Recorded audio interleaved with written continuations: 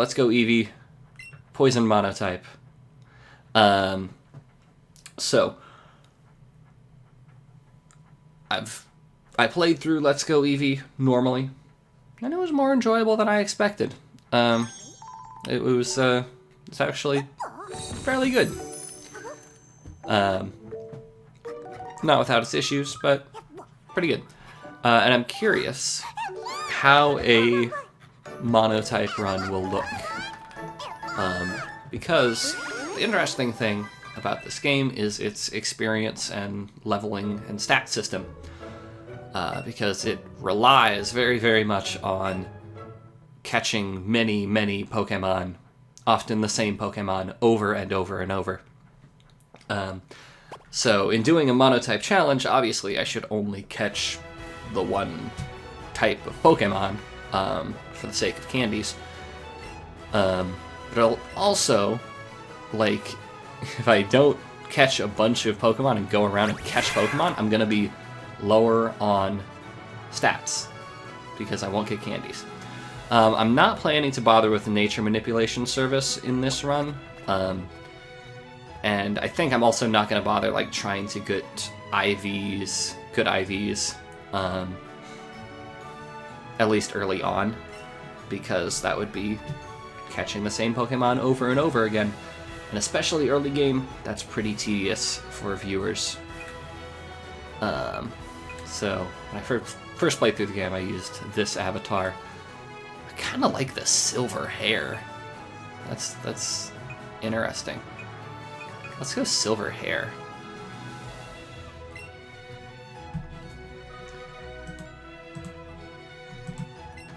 Yeah, I kind of want to see what the outfits look like on the male character model, because I didn't do male character model my first time around, so I have a reason for playing a guy. So yeah, I'm also not going to be importing any Pokemon from the original Go game on mobile. I haven't done that even for my actual file. I think Alolan Grimer is the one you're asking about, right? I think that's still attainable somewhere in the game, in an in-game trade. Oh, Butts, what's a name?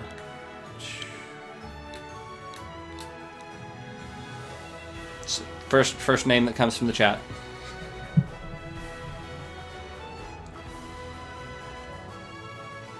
So Alolan Grimer honestly might join my team. I don't know. I'd be on board with that. That's Poison Dark, right? Himholtz it is.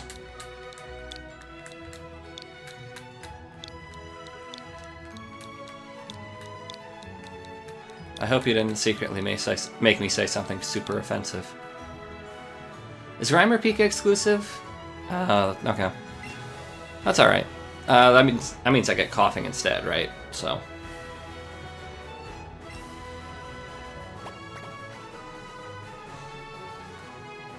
So one of the reasons that I'm choosing Poison, well, I mean, the main reason is that I put up a poll on Twitter between Normal, Flying, and Poison, which are kind of the main types available early in the game.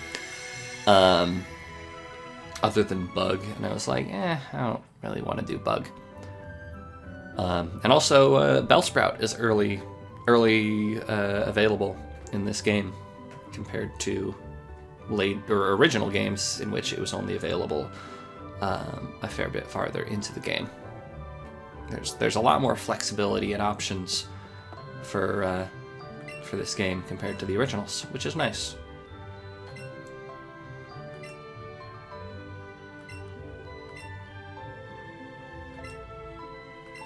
Yeah, so amazing technology. You can walk or run with just the stick. Can I mess with settings yet? I don't think. Oh, options. There we go. So we'll go fast text speed, battle effects on for the style. I'm going to turn vibration off because that could get sounding weird in the mic. Battle style. Let's do set for extra challenge. Alright, so it'll be a little bit before we get to our first actual team member, because we gotta get Eevee and stuff. Harsh, I have to agree, I enjoyed this game a lot more than I did Gen 7. So like, original Sun and Moon had some interesting things story-wise, and I had a whole Freudian reading of it. But then Ultra Sun and Ultra Moon is like, it's the same game with like 5 more Pokemon. Not super interesting. Whereas this, like, okay, I know this game like the back of my hand, but at least I'm not sitting through endless text boxes for a story I've already heard. It's pretty minimalist when it comes to story, so I can just get out there and play.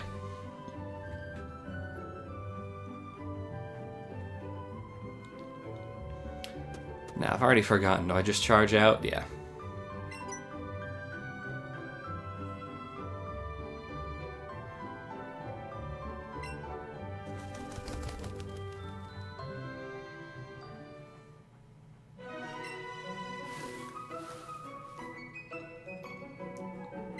Yeah, this game, it is also definitely sure is a Pokemon game. But the streamlining that is added in that you can avoid wild battles just on the overworld, that streamlining makes it so much quicker to play, and chaining Pokemon is so much simpler and easier. It's just a faster game overall. Okay. So unfortunately, since I'm not playing this handheld, because I have to stream it, obviously, I have to play it with motion controls, which sucks.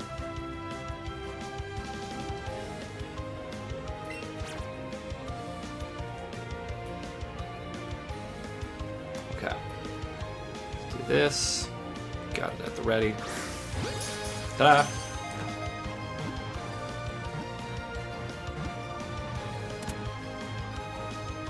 There we go. So again, hate doing that with motion controls. It's another reason why I probably won't be grinding candies in this playthrough a whole lot.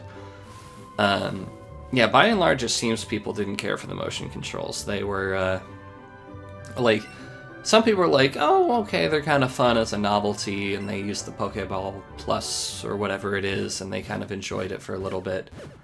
But compared to playing it in handheld, where you use gyro controls to aim, and the trigger button to, like, do the thing, throw the ball, that's just so much more precise and better.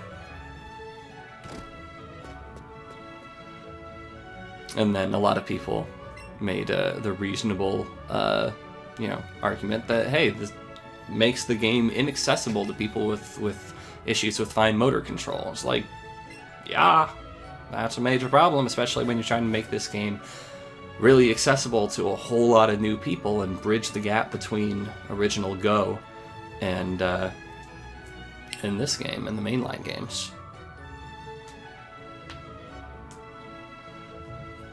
Yeah, I also definitely had lower expectations for this, Harsh, and that may have helped. That said, I also had fairly low expectations for Smash, and I didn't think it was that great.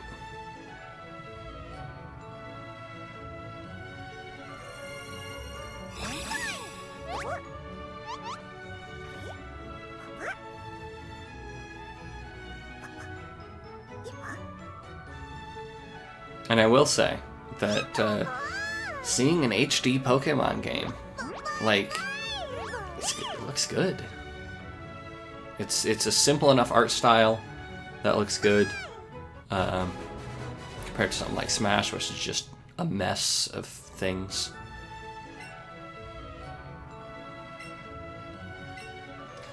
Alright, what's Eevee's name?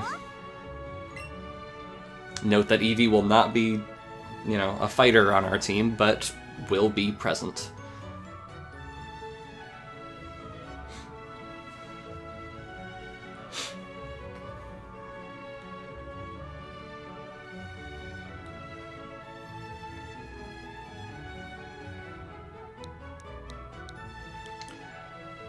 I don't think Gersh the Fim will fit, but I can do Gersh.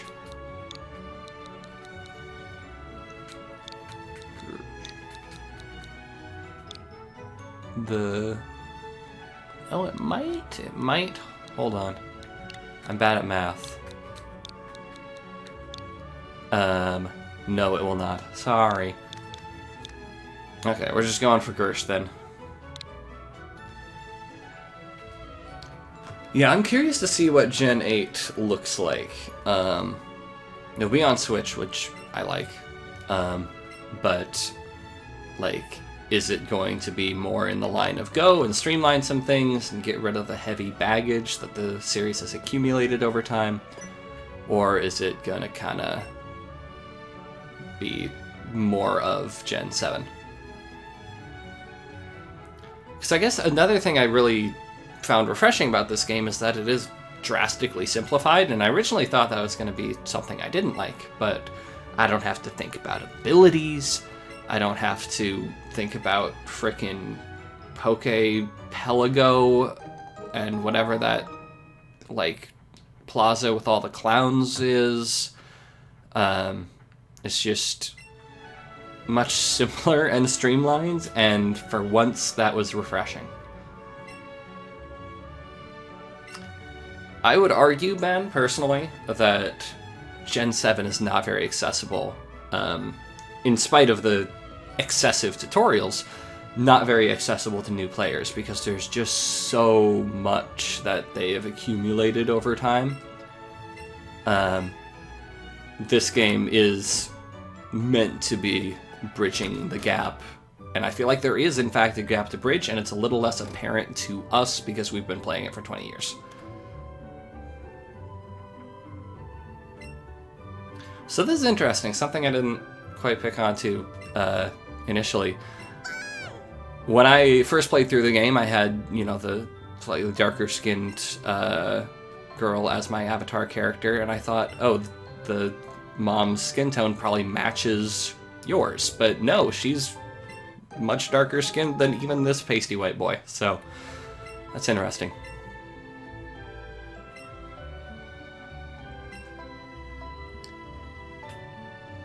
Yeah, IVs, I have thoughts and feelings about IVs. The thing about IVs, especially in this game, is that because they are so much more transparent, hello Bellsprout, we're gonna catch one of you once I have balls. I don't have balls yet, right? I totally was not paying attention. I do have balls, okay. Bellsprout it is. Come up with a name for Bellsprout.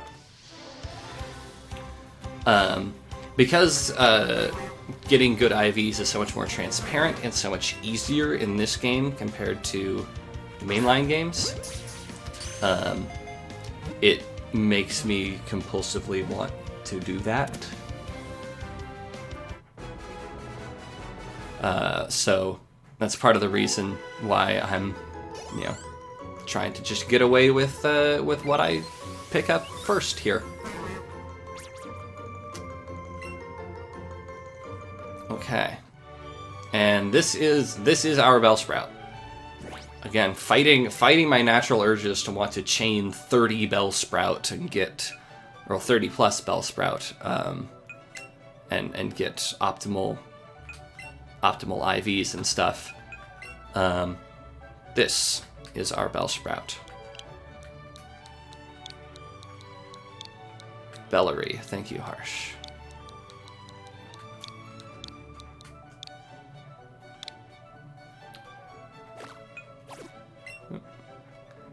Let's actually go to the party so I can put it in front.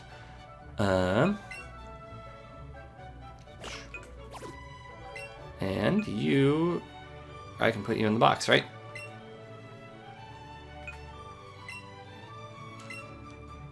There we go. Alright. Can I take Bellsprout out of my... No, Bellsprout can't follow me yet, it looks like. Interesting. Okay, so this is where I think the really interesting challenge of this comes from. Because I was not going to catch any Pokemon that were not poison types And that Bellsprout is my Bellsprout. It seems, Sean, I was just, thinking about this. Good question right there.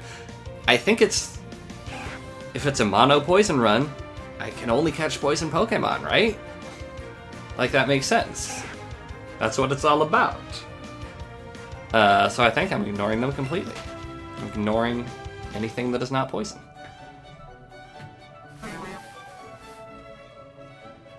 So that means I'm, going to be low on candies and not get nearly as much experience as it probably expects me to. So that is why experience share is definitely going to be necessary.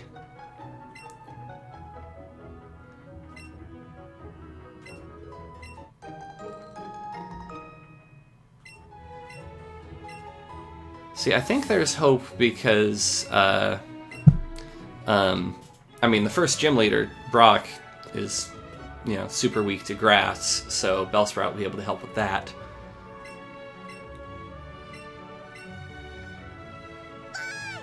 But I think this could be tricky. I do get Gengar, that's a good point. Although I can't trade, because I don't have Nintendo Switch Online, and I do not want to pay for it. So I'll have a Haunter, should I decide to have one.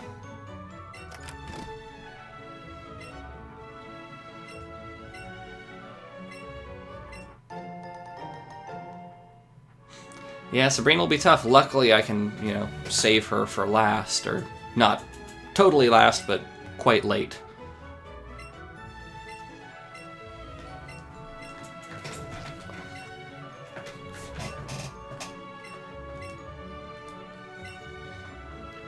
So I believe, I don't remember what all is available in Eevee versus Pikachu here, but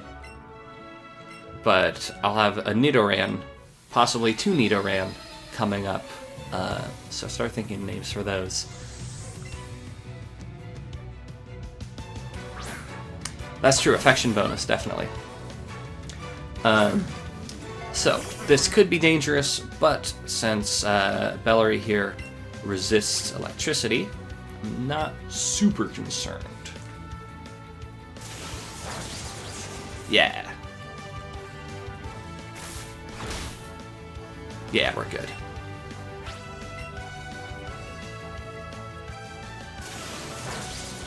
So I think probably my plan of attack here, we'll get a Nidoran, probably get a Weedle. Won't keep Weedle for the whole game just because I used one, a shiny Beedrill in my original playthrough, but probably worth grabbing for just at least a little while.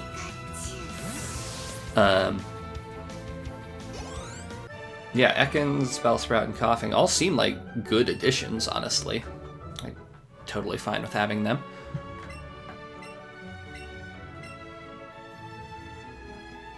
Yeah, there are a lot of nice quality of life things. The adjusting like your box Pokemon and nickname them just straight from the party menu makes things a lot more convenient, although they can cheese things a little bit.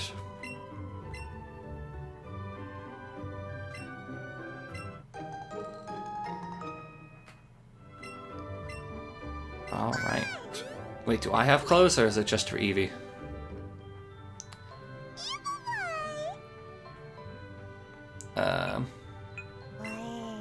Okay, I'll pet you. Oh, let's mess with its hair. I think, actually, I might need to do the touchscreen to mess with the hair, but... So here we've got this weird half version of Pokemon and Me, where you can only do it with one Pokemon. Anyway. I just completely forgot to do it most of the time because it's only for the one Pokemon. And I only had Eevee in my party for some of the time, so I just never thought about doing it.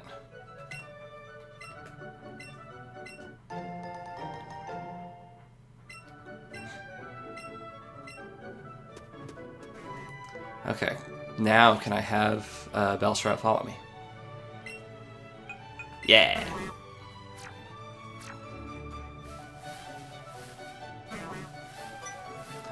What is it? It's a thing.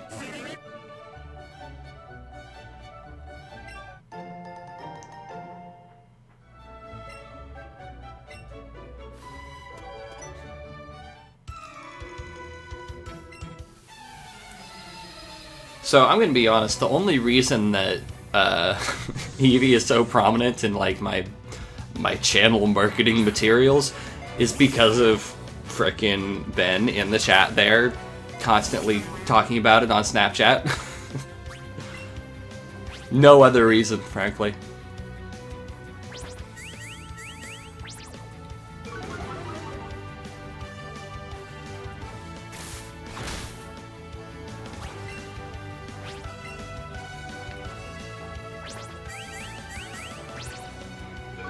So I'm struggling to remember because my knowledge of Pokemon is and always has been limited.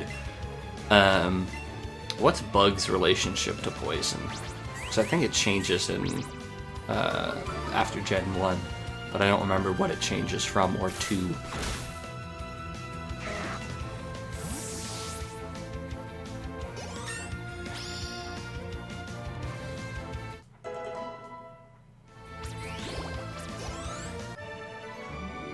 Harsh, you said the Bellary is spelled with an A, not an E, right? Because I just realized that we can fix that right now.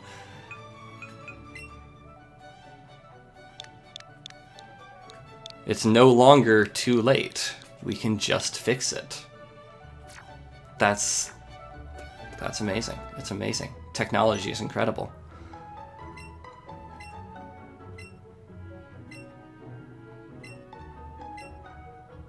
Thanks, fam.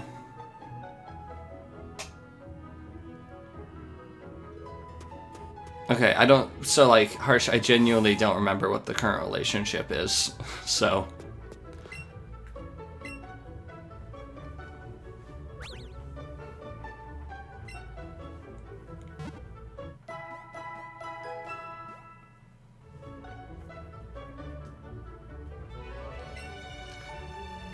Okay. Bug isn't effective against poison, but poison is neutral against bug. Thank you, it irks. It irks. That is useful information, and it is to my benefit. Man, Bellsprout is so psyched. I love it. See, I just don't remember things, Harsh. It's been... all my encyclopedic Pokemon knowledge has been replaced with somewhat casual Dark Souls knowledge.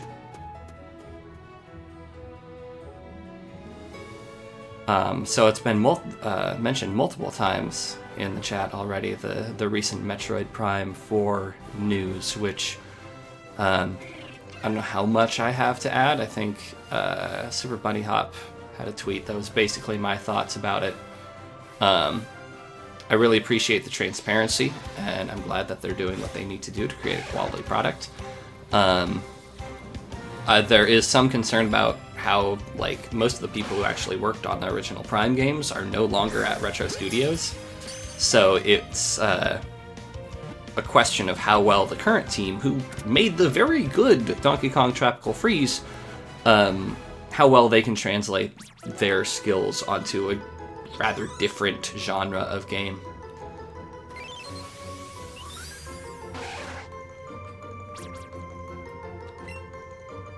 Okay, so we got a lady knitter in here who I'm just gonna say right now we're naming Dora Jr.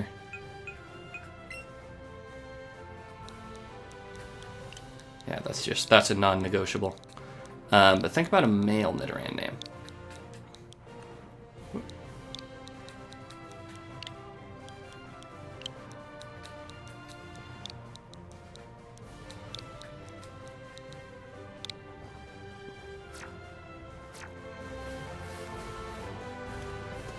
Yep, there's one.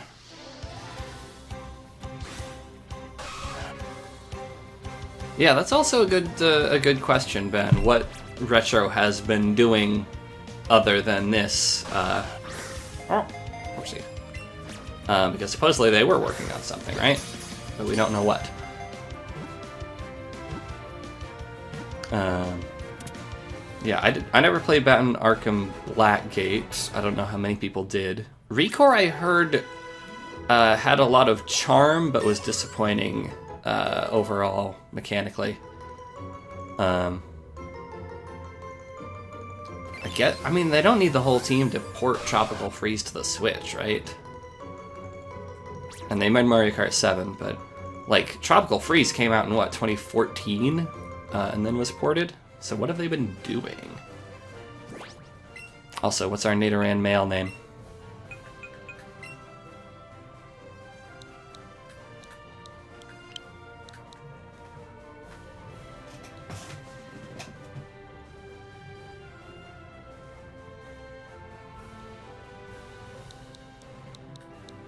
Like, I'm sure whatever they come up with will be, like, pretty good. They have a good track record.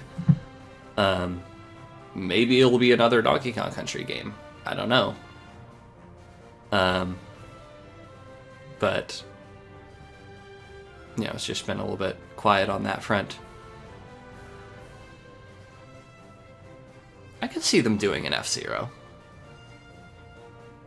Yeah, what do we name him? What do we name him, guys?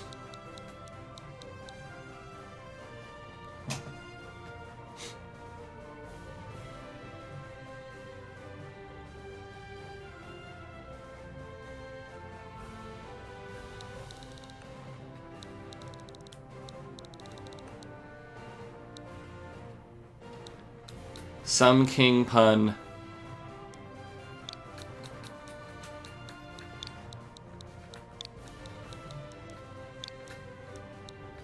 I think will fit.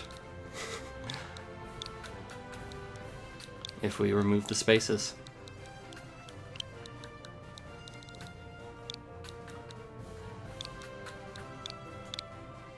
There we go. Okay. So, that's all the poison types on this route. I'm not going to go fight the rival just yet. Want to get some levels because I know he has a Pidgey.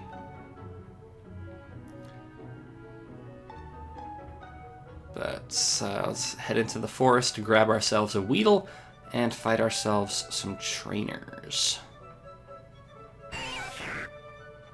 Oh, there's a Weedle. Hey there.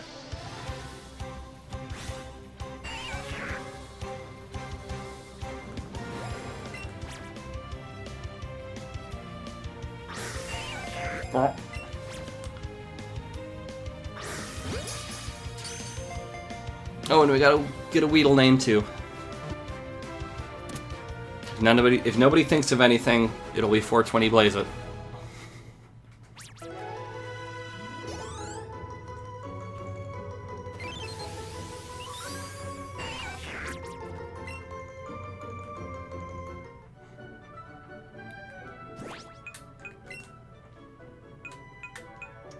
B-movie it is.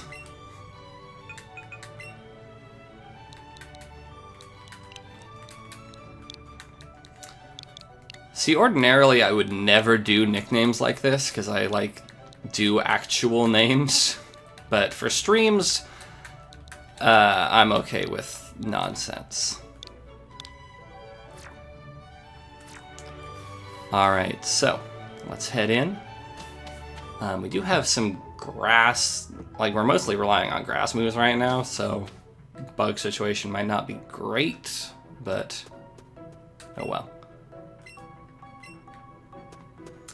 Hey, remember in Gen 6 where they just remade Viridian Forest for the first forest of the game, and they just, like, didn't think we would notice or something? I mean, I know why they did it, but I still find it hilarious that this is, in fact, not the first time that this route has been remade in 3D.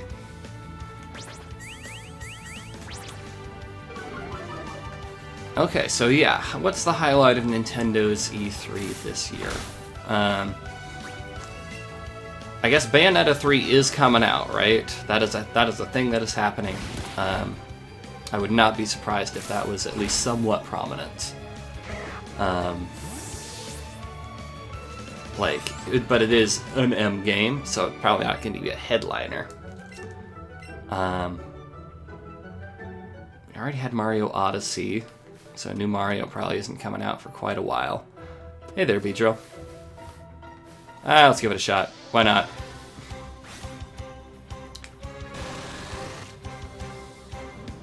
So I mean, this is not going to work, but we'll give it a shot.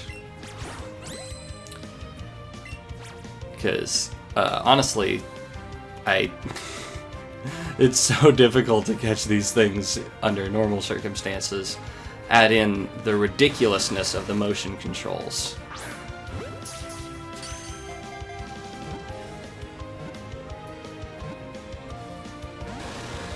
Oh, I was about to say Yohala.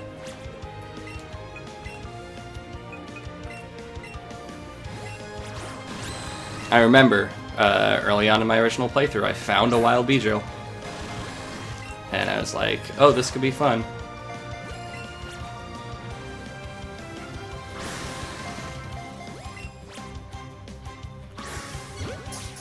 There's some. Animal Crossing would be great. But honestly, I'm cynical and will expect a whole bunch of mobile releases. Information about, I don't know, Mario Run 2, the Mario ending. Oh, that was a good throw. Maybe this will work. Ah.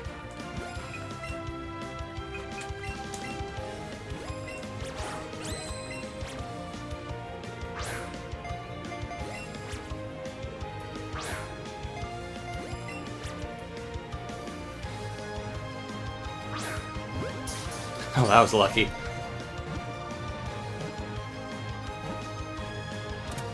Hey, Yohala! Well, sorry, B-Movie. You've been replaced.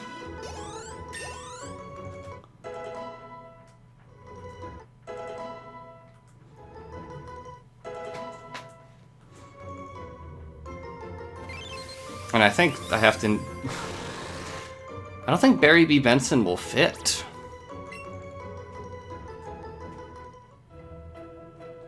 So that's 5, 6. If we take out all the capitals or all the spaces, it will work actually. Oh,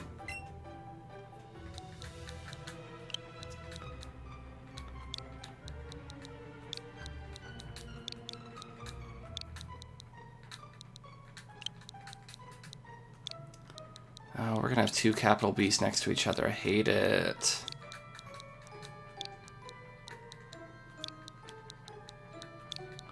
Luckily, we're not going to keep him on our team the whole time.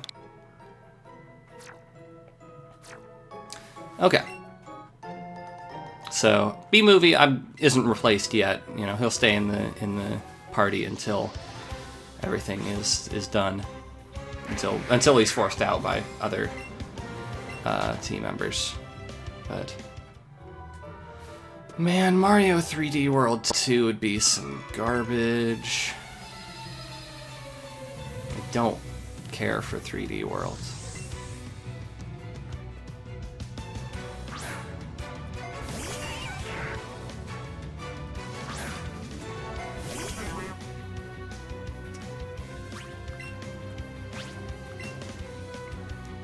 Alright, let's overcome the level differential.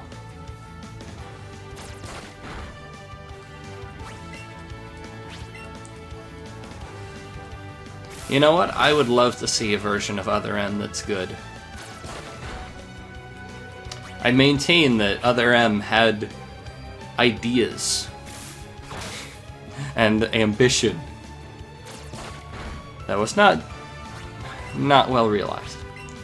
3D Land, I'm not going to say I loathe 3D Land or 3D World. I just think they are both... Man, they sure are a series of Mario levels. And I complained about this in way back when I was doing a co-commentary with Ntom64 on 3D Land. Another one? Yo.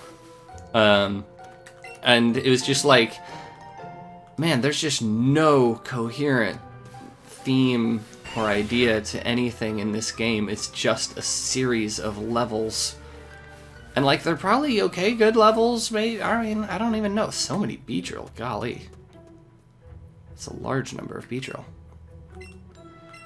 And then when I was doing technically still ongoing series with Dan, with Ninterd, he and I both noted that, yeah, this is the beach world, and there's like 2 beach levels of these 7, 8 levels. Like, they're probably good levels, but there's absolutely nothing thematic to those games to keep me interested.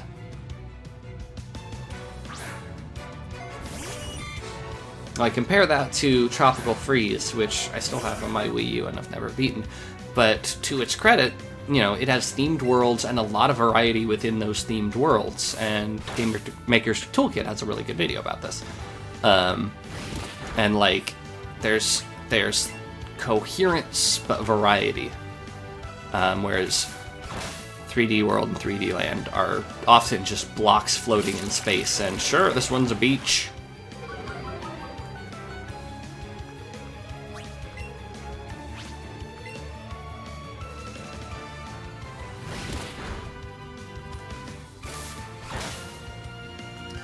So we've assembled ourselves a fairly decent arsenal of poison types right now. We've got 2 Nidorans, we've got Bellsprout, and we've got Beedrill.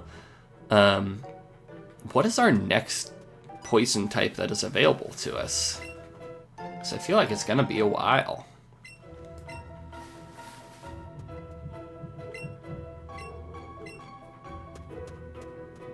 There's a doggo barking. Yeah, I've got little gripes with Mark Brown, but I think on the whole he's real good. Ekans, where is Ekans right after Mount Moon? No, Ekans is before Mount Moon now, actually. I know this as a fact. Jim Sterling's super into Ekans, and that's where his video was, when he was catching lots of Ekans. So yeah, we've got Ekans coming up pretty soon.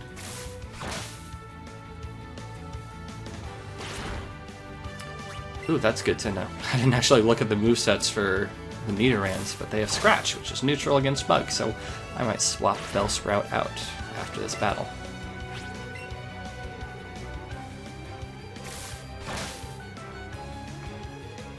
Yeah, Mark Brown, he's a little screw linearity, and he's a little bit like, I think this is the optimal way to play a game. Like his recent video about roguelikes, and like how he feels that the actually growing stronger through multiple iterations can become a bit of a grind. Like, if that's what a game is going for, and if it's paced well, that can be okay. But he's a little bit absolute, and he acknowledges, yeah, it's just his opinion, but he does make value judgments a little bit too frequently, I would say.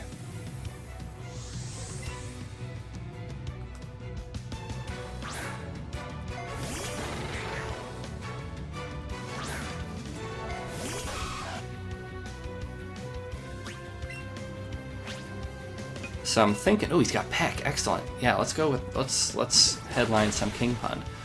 I think for the sake of this playthrough, one, Beedrill is going to be fairly low priority, and I think Dora Jr. I'm going to keep relatively sidelined just because Dora is so prominent, and I don't want to have 2 prominent female Nidoran on my YouTube career, my long illustrious career. Yes, by a hair, but we're in this situation again where there are 2 Bens in the chat who I both speak to on a first name basis. Yes, Poison beat Flying by a single vote, I believe. So Normal has some interesting choices, definitely. And Flying also has some interesting choices.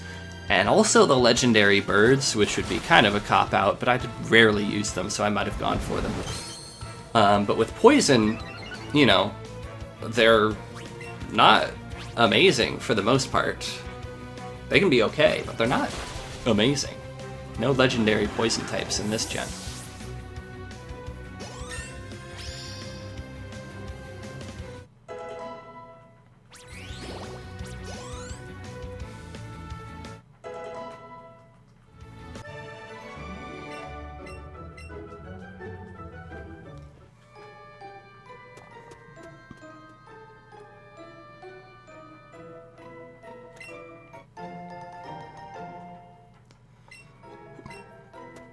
Yeah, I remember long ago I played Leaf Green, and I think my team was like Charizard, the 3 legendary birds, and 2 other guys I don't remember.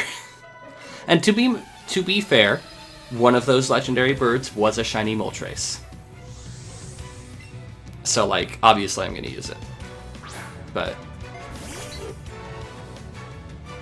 yeah, definitely good switching in to Sun King Pun here. I don't know, I kind of like Poison as a type. I think, one, it's associated with purple, and more things need to be associated with purple, if you ask me. Named Diablo, yes, Ben, but wasn't always named Diablo. Was originally named Shiner, which was really bad. And then I renamed him before I sent him over to 4th gen, and used that team to beat the Elite Four in 4th gen for the first time, because I guess my team in the actual playthrough sucked. I was bad at games.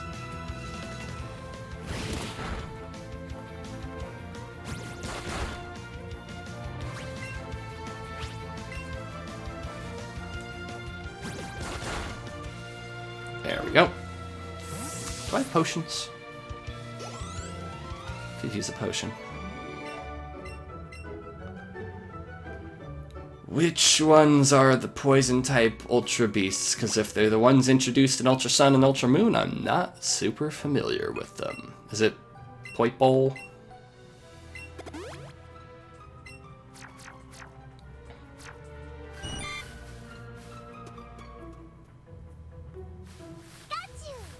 What's up, Pikachu?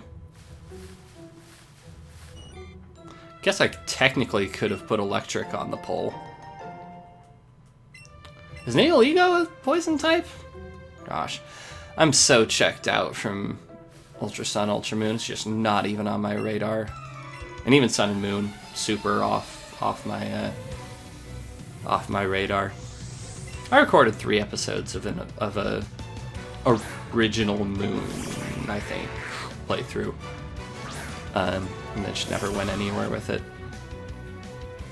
Look at this guy with his Metapod.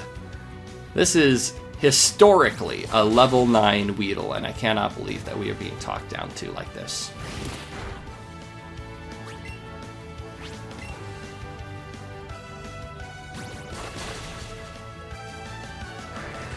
There we go.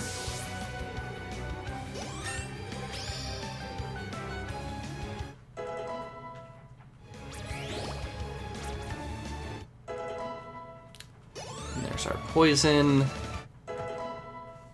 There's our level 4 Beedrill.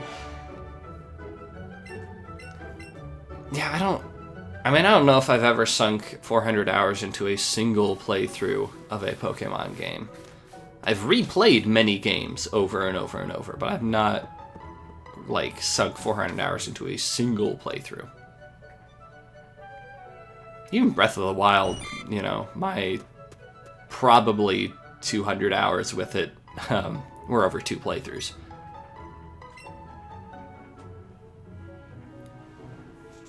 Yeah, I got maybe 4 trials in. I got to like the 3rd island.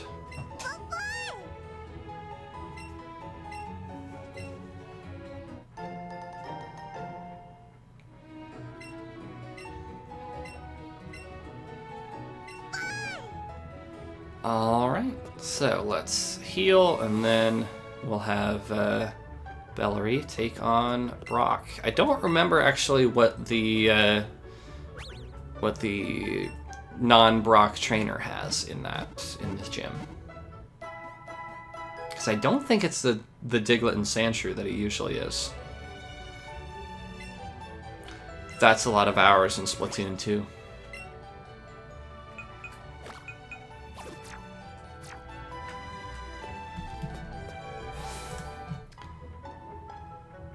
Okay, Ben, that's an MMO. It's different. Doesn't quite count. It's still a lot, though. Ooh, let's get free money from this.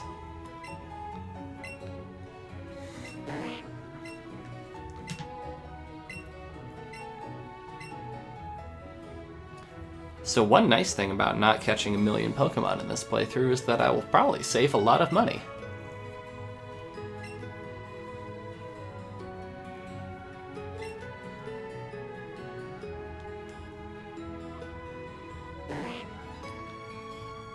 My playtime on Undertale?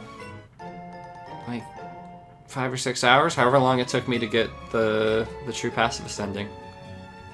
And then I never replayed it because I'm not a monster. There's an item. Forgot about that, gotta get it.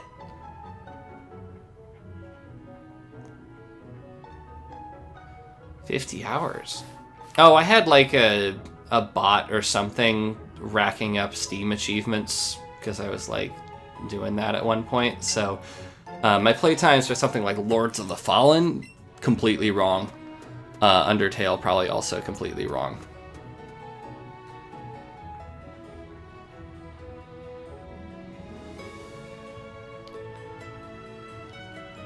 So Jacket, that's kind of what I'm excited to learn is, am I going to have to catch a bunch of Pokemon to grind? Or will the trainer experience carry me? I don't know.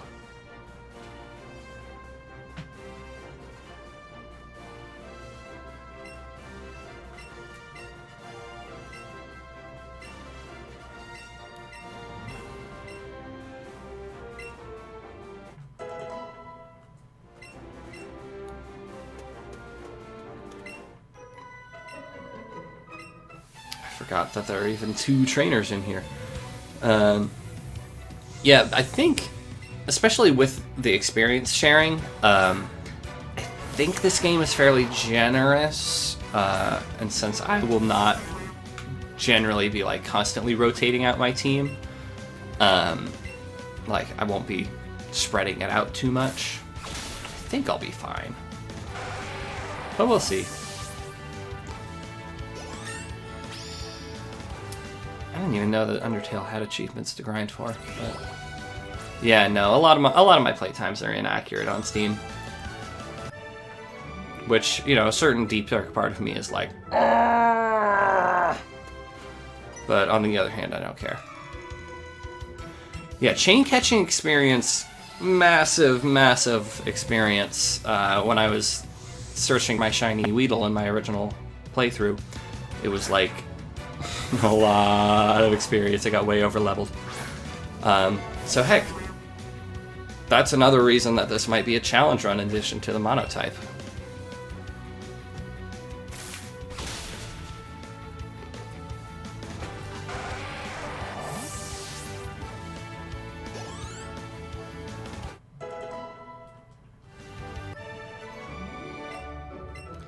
Yeah, the only way I could see someone getting 57 hours in Undertale is if they really sucked at the end of the Genocide route. Which, I mean, it's a hard battle. I assume. I've never done it.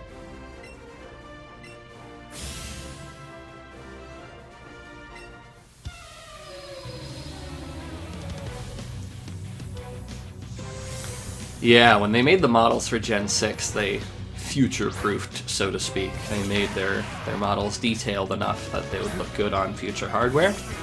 Unfortunately, they forgot to make them perform well on the hardware that the games were actually on.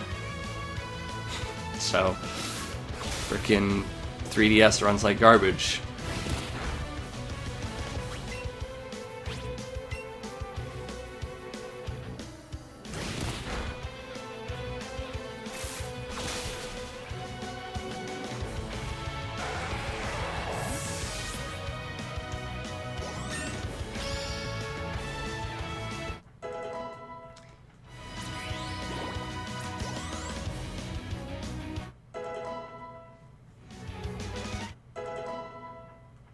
Yeah, they did that teaser for Prime 4, basically as a teaser to say, hey, yeah, Metroid's still happening, guys.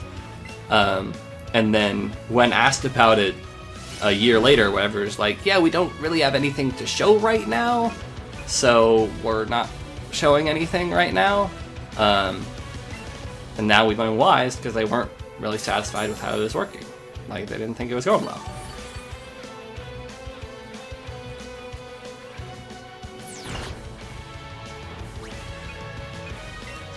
So, like, it was a little out of their comfort zone to show that teaser, I guess.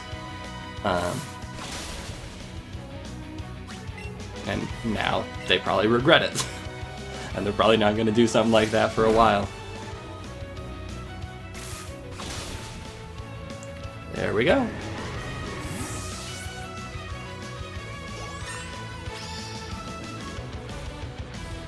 Yeah, I mean, to be fair, Federation Force was a completely different game with the Metroid label slapped on to sell copies. Wasn't what Metroid fans wanted, but the Nintendo wanted brand recognition. And unlike, say, Mario, who you can just stick a name onto for anything, Federation Force, not so much. Metroid is a pretty specific thing. And they had just been burned by Other M. Yeah. Yeah, that's a good point, Ben. With Other M not being great, Federation Force not being what they wanted, and AM2R being taken down,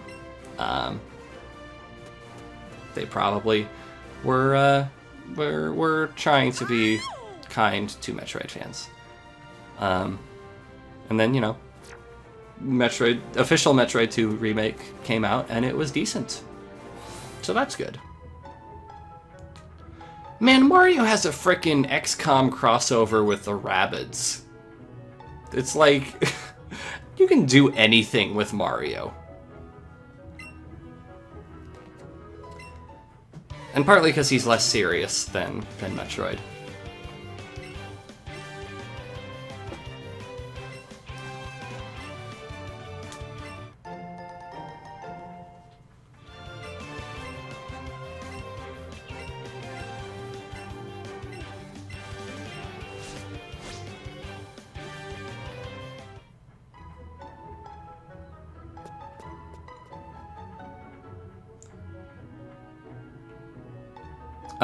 Sean, I'm not familiar with what you're referring to there. I got 100% item collection, but I don't remember a tease for Metroid Dread.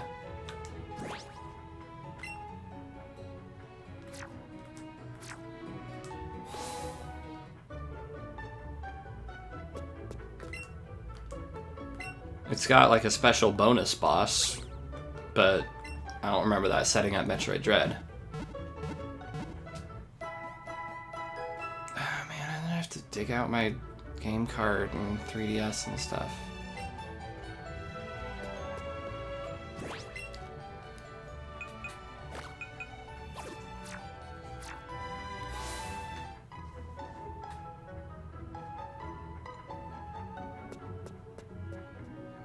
I might have checked out the Chosen Memories. I don't remember what they are, though.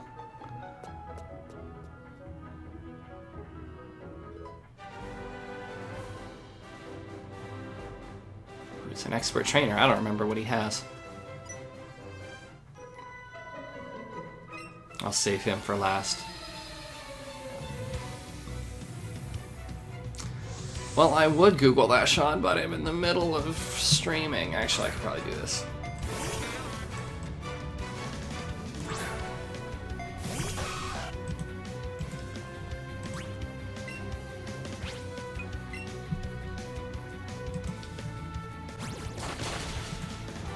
Oh yeah, I do remember seeing these images. I don't remember what their significance is.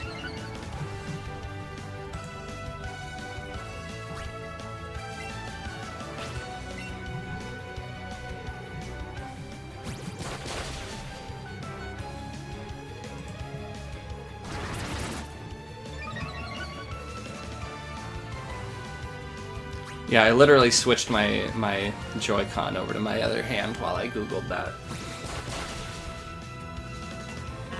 because I know how to fight an Oddish.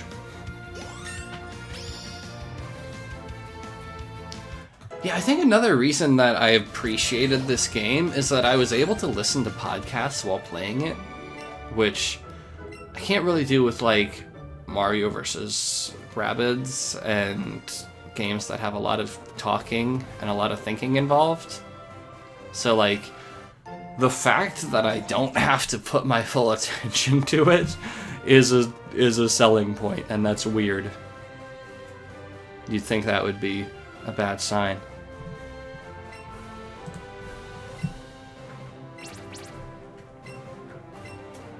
Yeah, I'll save him for later. Yeah, they're alright.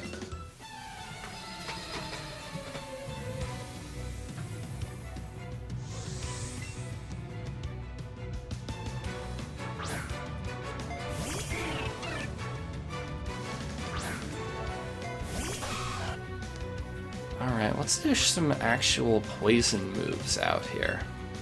See how they do. After Growl, of course.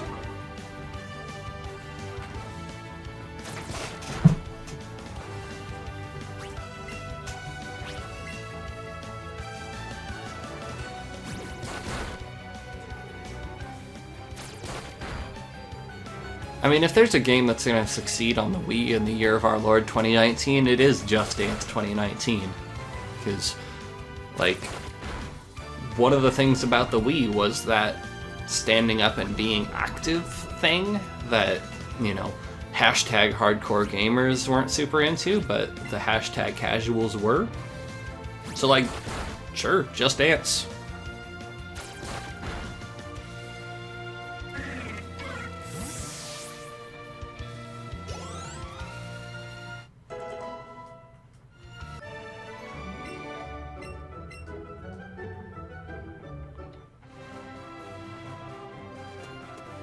Is there a trainer down here? They've definitely reduced the number of trainers on some of these routes. And by some, I mean most. That I did not know, Sean, that FIFA got PS2 ports till 2016, but I guess, again, if any franchise is going to do that, FIFA, because apparently that's like a huge seller.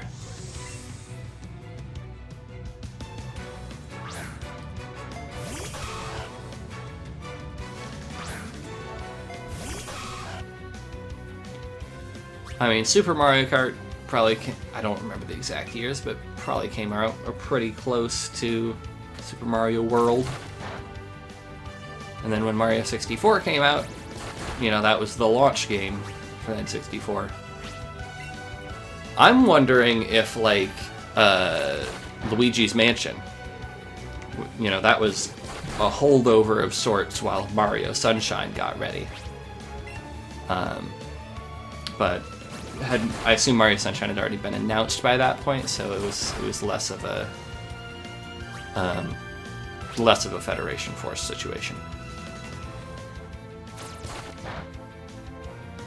Yeah, Mega Man 5 and 6, weird, because like Mega Man X came out, and then I think another Mega Man game on the NES happened. If I remember the timeline right, which to be fair, I probably don't, because I wasn't really super, like, brain functioning at the time, because I was like a couple years old. We'll come back to you. Oh, we can grab an Ekans on this route, right? Yeah.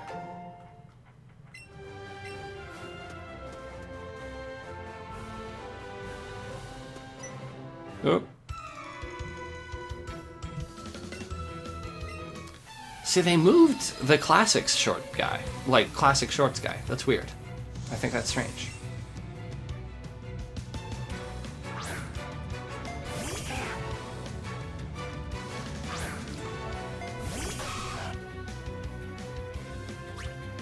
Yeah, I mean, Mega Man 7 is SNES, though, so it's not going back a console generation, at least. What was Mega Man 6, though? When was that? Because I want to say it was like 94.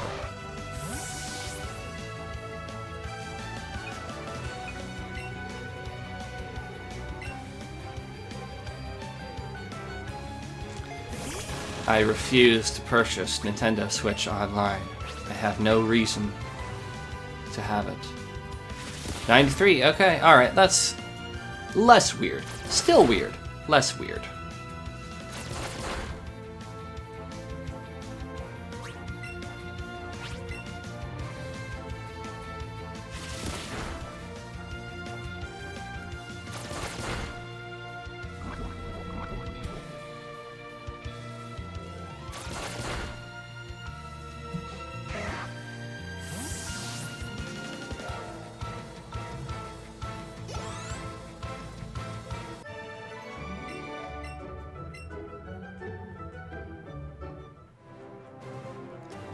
Alright, let's definitely go heal here. Whoa, whoa, whoa, whoa.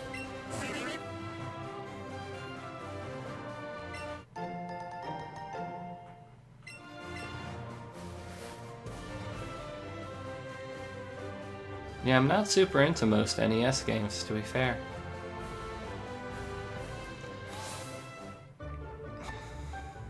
Zelda 1, not a great game. And I can say that because I've beaten it.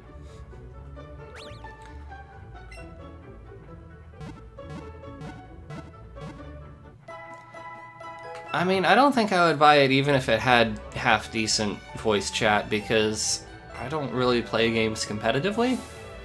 I like, you know, I like to play games alone and explore the world at my own pace, and when I get invaded in Dark Souls, I was like, no, just let me play Dark Souls.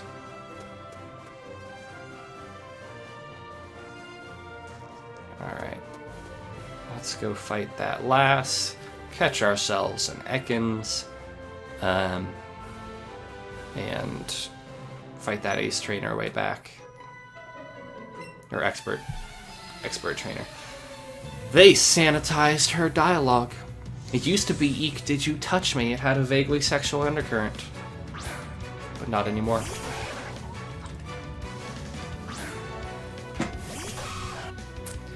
Same thing they did to the gamblers. Turned them into gamers.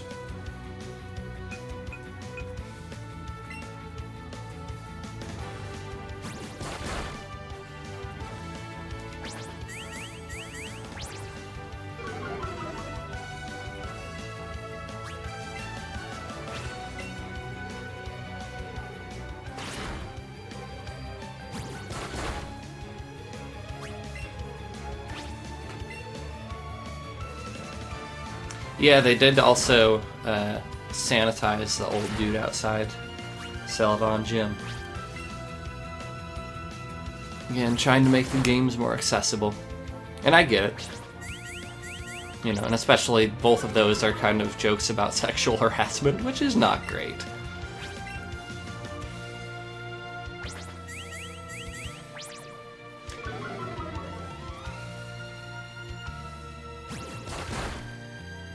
I mean, Harsh, you could play Breath of the Wild, because you could finish that game at any time. Just saying.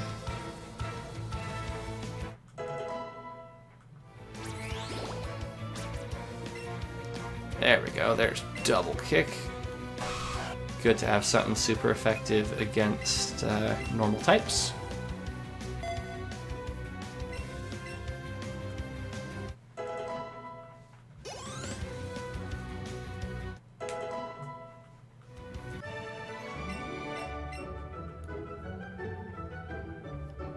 Yeah, get Breath of the Wild. It's like the best game on the Switch other than Celeste.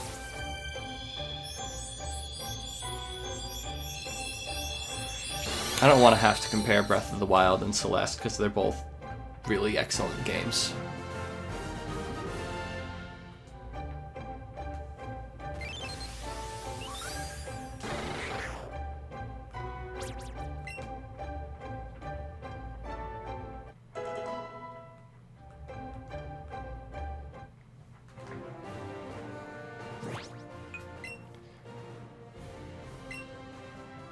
Oops, that's not what I wanted.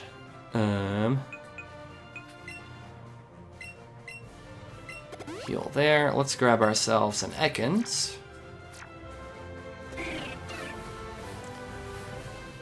Yeah, Jacket freaking Ben and I argue about this on Snapchat. I think Celeste is the best game of 2018. He thinks it's God of War. I think God of War is the second best, and he thinks Celeste is the second best. He's wrong, obviously. Celeste is the best. There's Ekans. What's our Ekans name, everybody?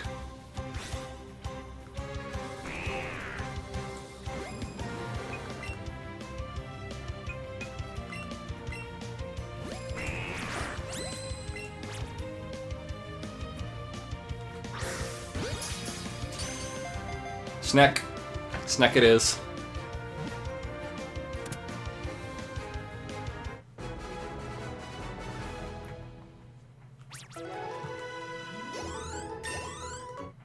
Nice.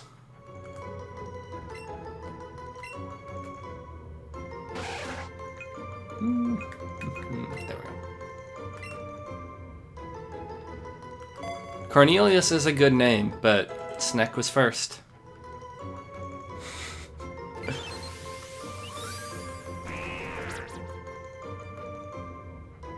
That's what she said.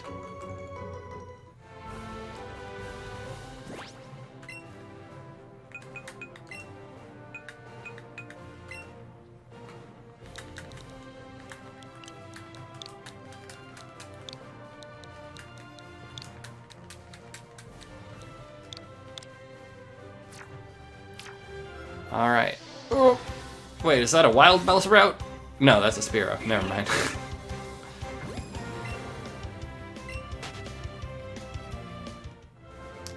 Alright, I don't remember what this this super cool trainer has, so this could be a bloodbath. Coach trainer, that's what they're called.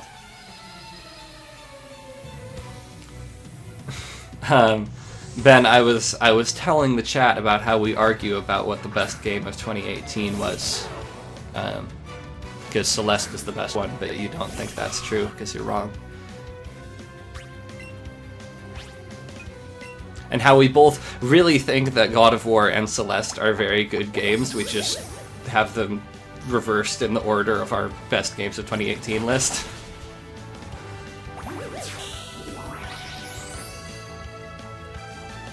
Ooh, let's don't like that. Let's go. We got Twin Needle, right? Yeah, let's do this.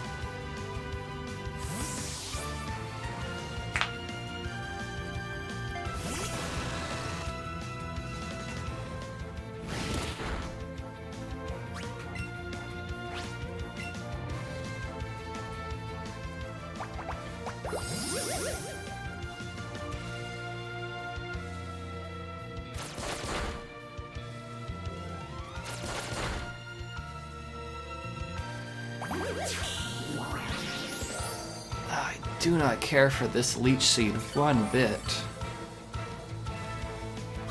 That is, that sucks.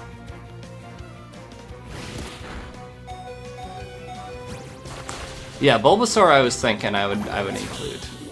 If it had gone flying, I probably would have included Charizard. Just because there is the possibility of, like, Mega Venusaur. Which seems fun. Dora, do you have Peck? I don't remember. Well, let's go back to you. I think starter Mega Stones, I think, are in the main game. So, no Mega Beedrill, but Mega Bulbasaur. Or Mega Venusaur, rather. There we go. And don't do that frickin' Leech Seed business. Yeah.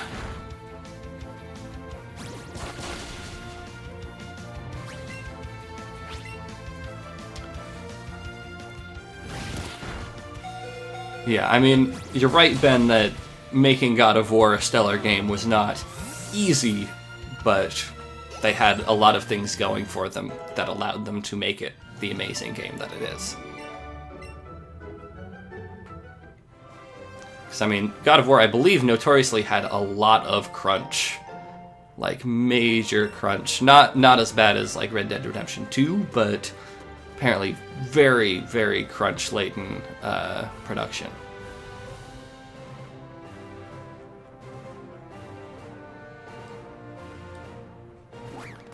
It requires catching 30 Pokemon? Oh, butts, I forgot about that. Wait, why do I have to catch... Oh, do I have to catch 50 to go to Koga? Is that what somebody was implying earlier? I forgot about that.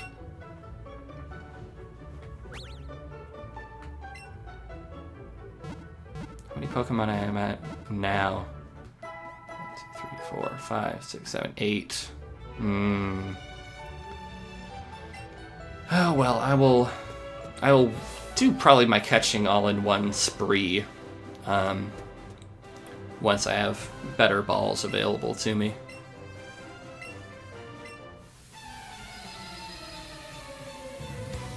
Maybe I'll go back and grab Bulbasaur at that time.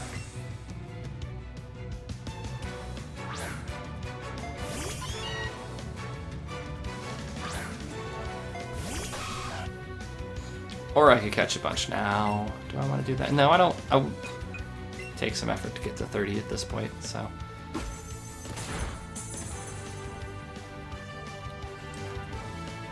Yeah, it seems like if it were fewer than 50, routing a speedrun would be interesting. But if it's 50, that's a lot.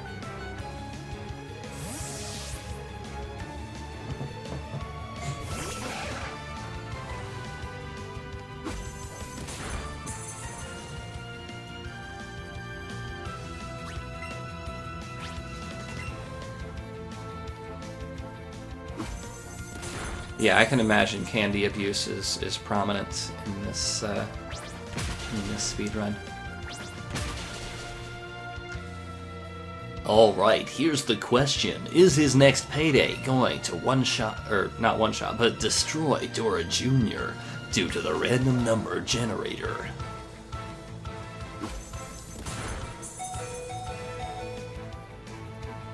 Yeah, I'm not interested in Red Dead Redemption 2. Partly because my one experience with Rockstar games was Grand Theft Auto 4, which only true Datai fans will remember my experience with Grand Theft Auto 4. But also the stories about the obscene crunch is like, you know, definitely putting me off.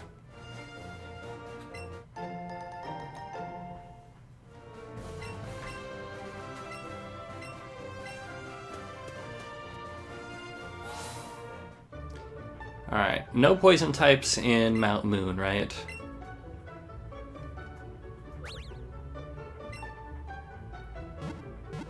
It's got like Geodude, Zubat!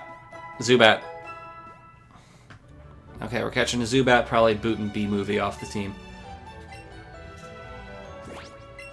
In fact, let's just do that now while we're thinking about it.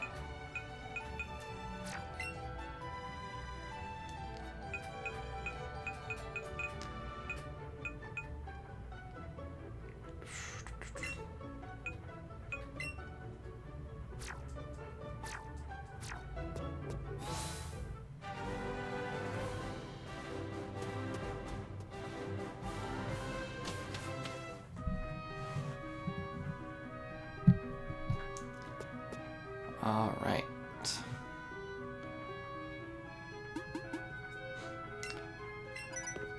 Yeah, Ben, you've raised the argument that I've seen of, you know, support the people who made the games, who worked so hard, because they want to see their hard work, you know, appreciated, and that's, you know, they did it for, certainly didn't do it for the working hours and the good treatment.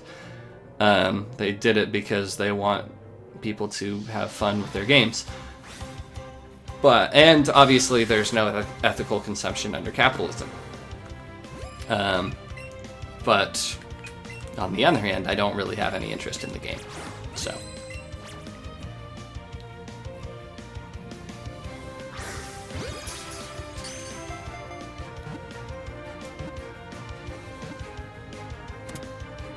There we go, Zubat name.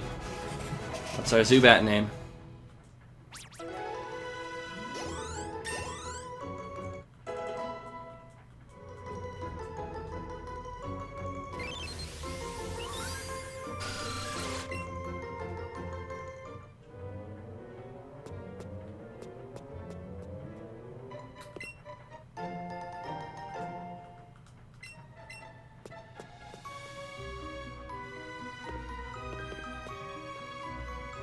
Zubam. Okay, alright, sure, why not?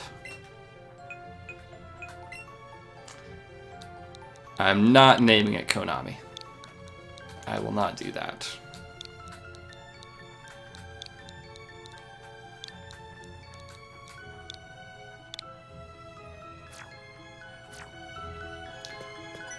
A vacation planning app, you ask? I mean, I feel like I would just use a normal to-do list, or, you know, notes to schedule events, or a calendar app, which I already have. I guess the functions that I would have, or desire, would already be covered by apps that exist. Also, I don't take many vacations.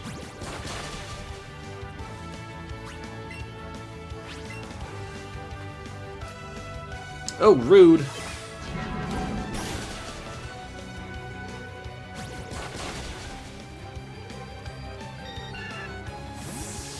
No, it's Zubam. It is too late. Can't do anything about it.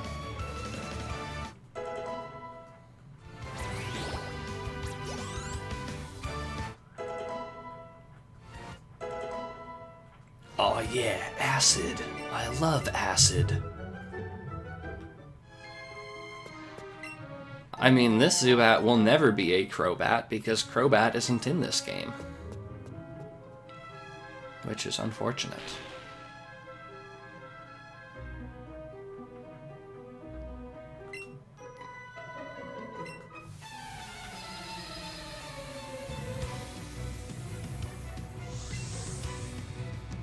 Would Forgot Repel fit? Yes, just barely.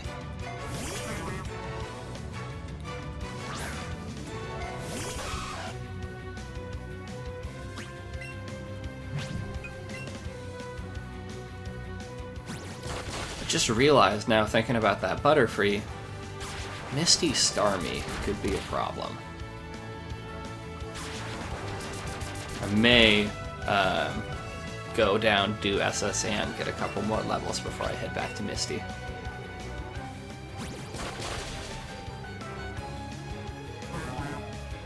Because Bellary will do well with grass moves eventually. But want to make sure we outspeed it. Or be able to tank a hit or two.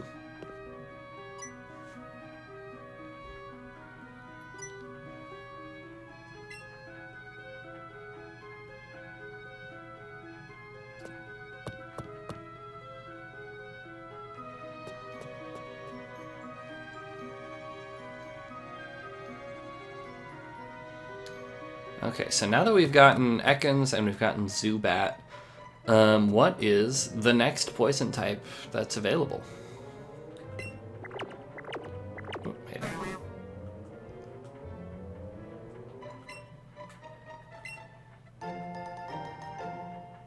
Because I can't think of any new ones above Cerulean. Oopsie. Can't think of any south of Cerulean. I can't think of any east of Vermilion. Can't think of any on the way to Rock Tunnel or in Rock Tunnel. Oddish, I think, is Pikachu exclusive. I don't think it's in Eevee.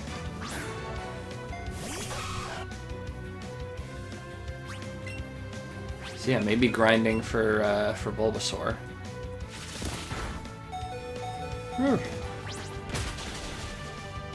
Oh, nice. Okay.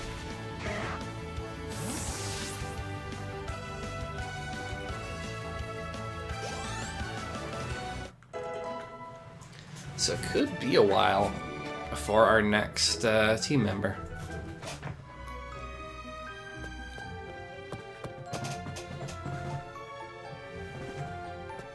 Alright, I gotta sit back a little bit here, because I've been leaning forward and it's not doing well for my back.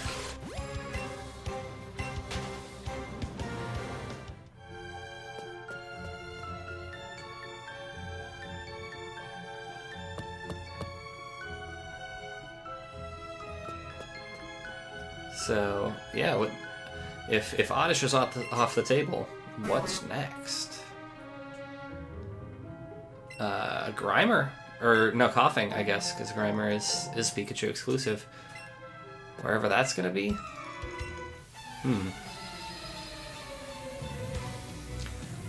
I mean, Ben, you are correct in saying that Banjo-Tooie is poison.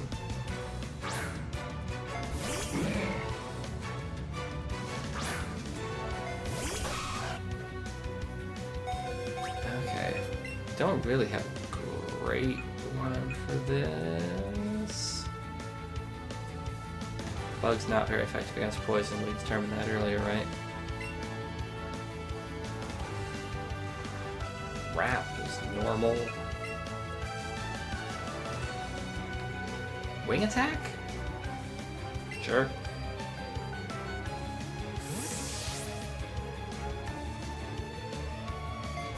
Just a power plant in the mansion. Oh golly, yeah. Okay, Coughing's a ways off. It's a while. Could be a while. Yeah. Could be a while before we get a new guy.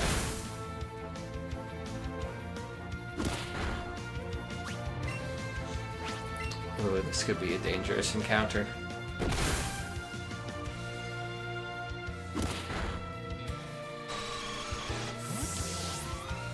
Yeah, so other than Bulbasaur, what's next? Because Bulbasaur, you know, we can sit down, we can grind out and catch a bunch of dudes. Ben, that's very dark. And also, nobody else in this stream will get that joke. But I appreciate it.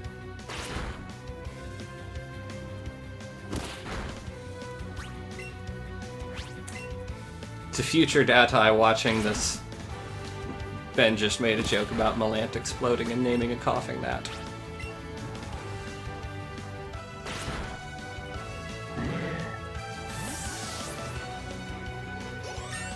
What other poison types are there first gen? I think Venonat is part. Well, Venonat will turn bug flying, right? So that doesn't. Eh.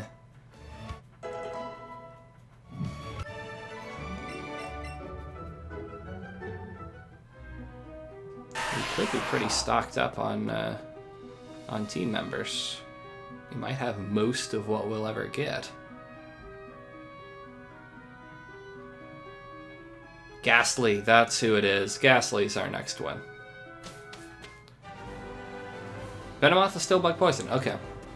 Although we did use a Venomoth in one of my playthroughs way back when, although heck, we used a Victory Bell in the Super Mega Ultra stream way back when, so...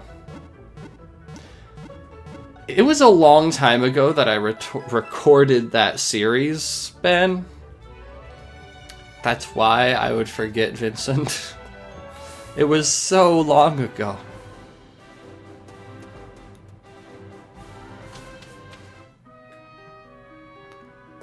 But yeah, probably not Venonat because of that then.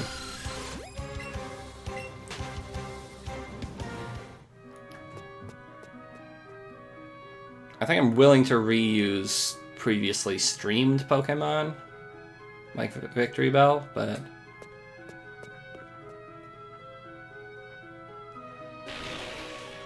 Did I use a Coughing at any point? I don't think I did.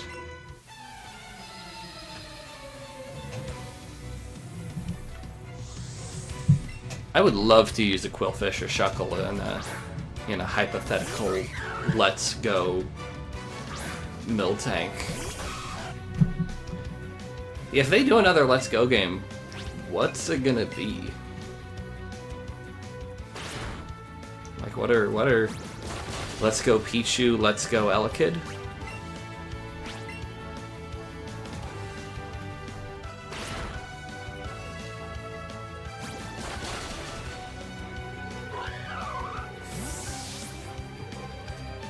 Togepi and Meryl, not bad. Oh yeah, Let's Go Pichu, Let's Go Togepi. That would work. Or let's go Peekaboo, Let's Go Togepi.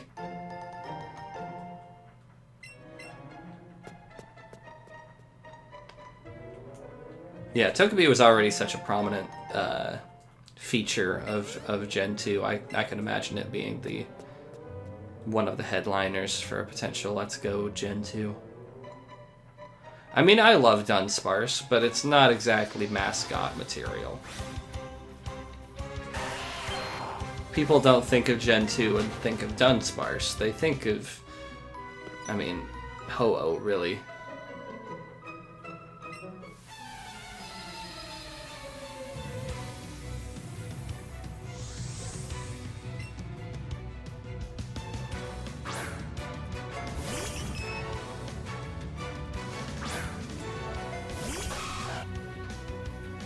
I'm just now remembering that Let's Go Eevee is in a weird place where that Clefairy is part fairy,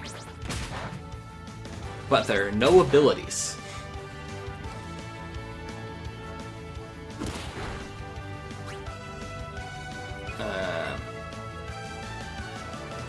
Poison's not very effective against fairy? Is that right? Oh, super effective. Okay.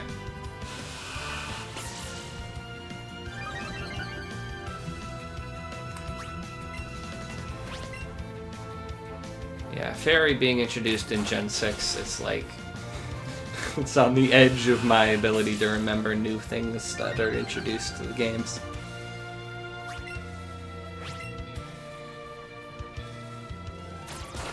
Yeah, I mean, I wouldn't even be mad about a second Let's Go game, a Gen 2 Let's Go game. Like, I'd buy it. I might even be excited for it. And they'd managed to mess it up somehow. Like they always do.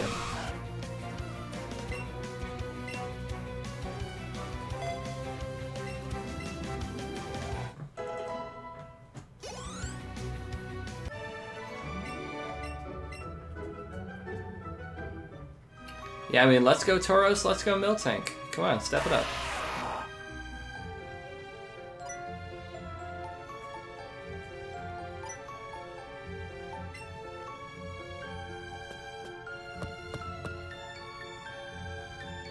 I mean, if it was a Let's Go Hoppip, you know I'd be contractually obligated to buy that one. Much like how I was contractually obligated to buy Eevee version for this.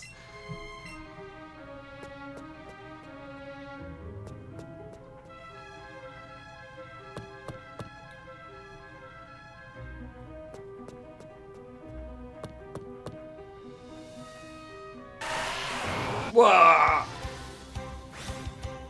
Hello, Onyx. If I were doing a rock-type run, I'd be all over you.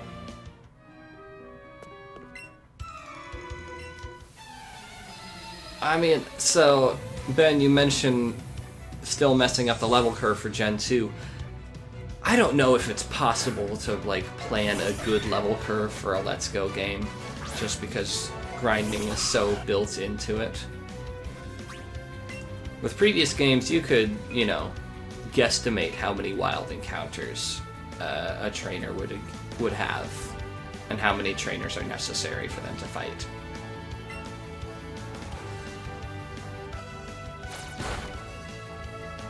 Whereas in Let's Go, like, you are supposed to catch a 500,000, and you get different amounts of experience depending on how well you throw the ball. And it's like, it's just, there's a lot more variables in a Let's Go game. So I might expect the Johto Let's Go game to have a better level curve than the originals.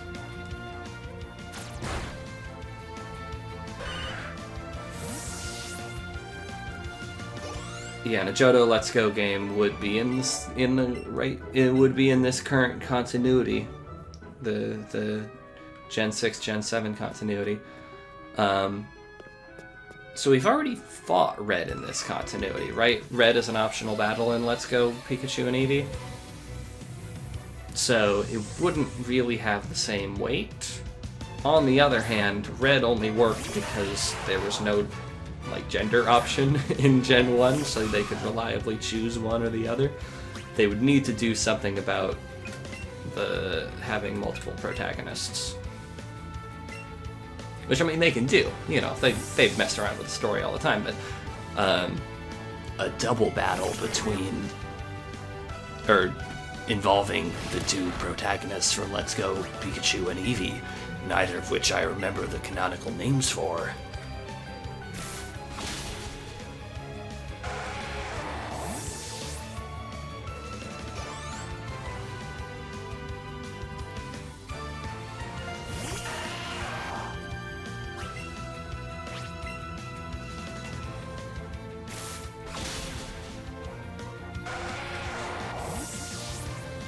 One thing I worry about with the Gen 2 Let's Go game is that Heart Gold and Soul Silver had such a great aesthetic. They're the best remakes when it comes to aesthetics and actually enhancing the look of the original and creating a unified, good look. And I worry that they would just throw that in the toilet. I would want it to be a remake of Gen 4. Not of Gen 2.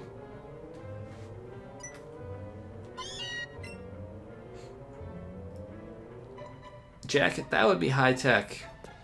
Having it read your save data from Let's Go Pikachu, Let's Go Eevee. So high tech, I'm sure that Game Freak has no idea how to do it.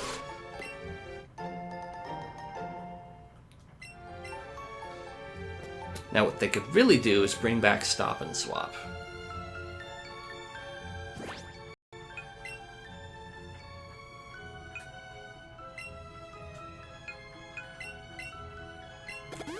Should probably buy potions at some point.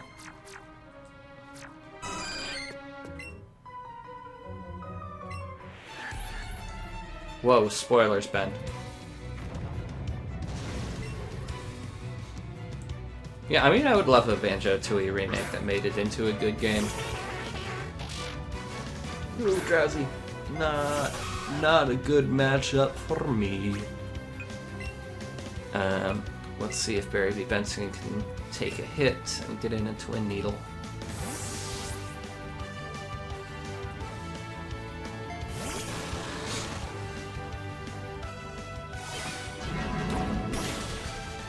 Yeah, alright.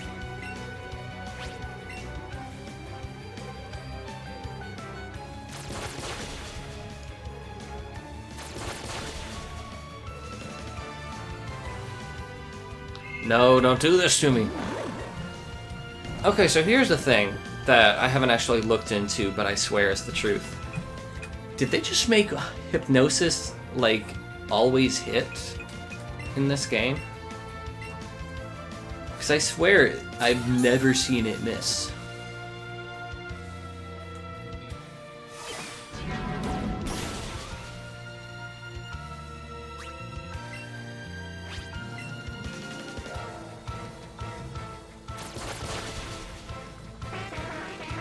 There was one point where I remember I was like using Awakening after Awakening after Awakening like 5 turns in a row.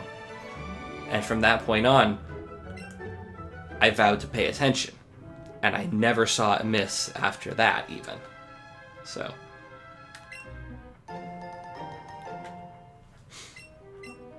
Okay, there's a Chansey over there. Do I want to break my own rules and catch it? No, I don't.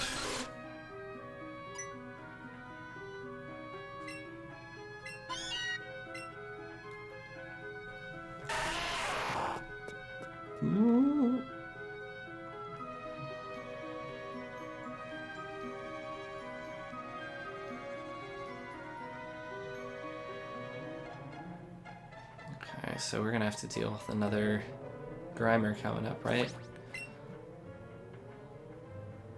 Yeah, I'm gonna live by the rules as long as I can, though.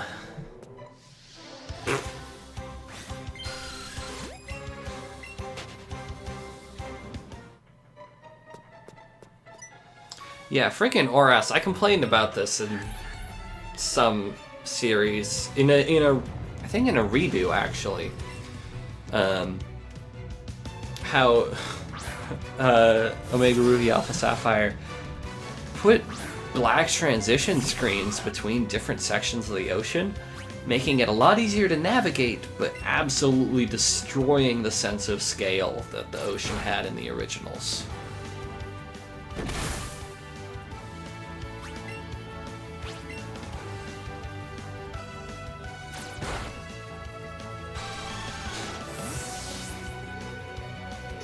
Like, one of the things that was really remarkable about the original Gen 3 games, in retrospect, is that, like, the overworld was seamless. You could go from, frickin' whatever the first town is, and walk anywhere, and other than, like, going to the top of the volcano, you can get to basically anywhere on the map and never encounter a transition screen. And that is a major shift from what Gens 2 and 1 were about, because they had just buildings for them to swap tile sets.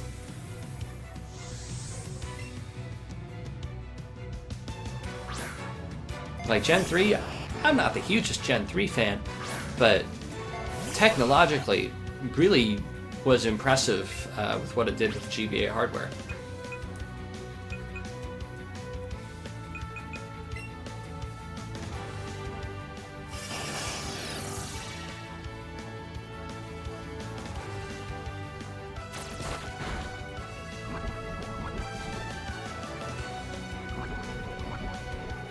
I had brown hair, Ben. I looked totally different from this guy, and I will not have you slandering me.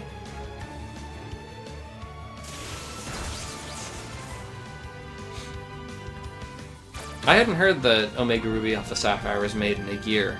I mean, it's impressive for a year's work, but it still has a lot of flaws.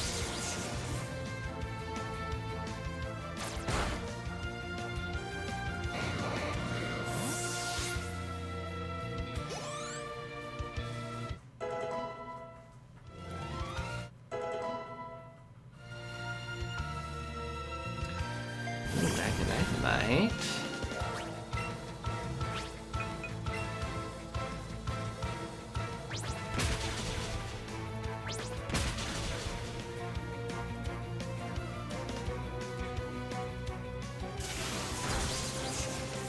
Ah.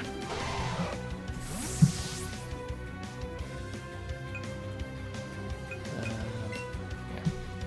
Still has double kick.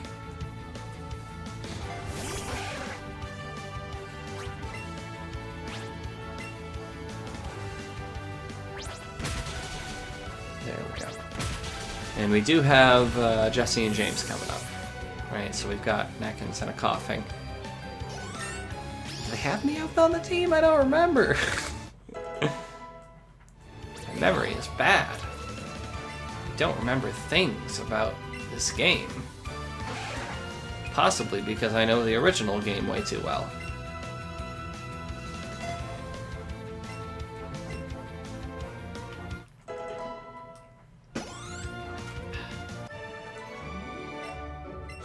I could, that's true. Could do a mirror match.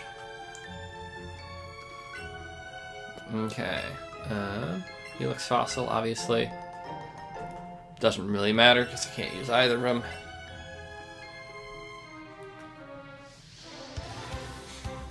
And do I have a revive that I can use on some King Pun?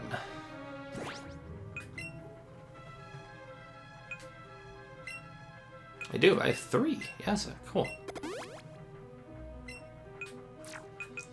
Let's suit up.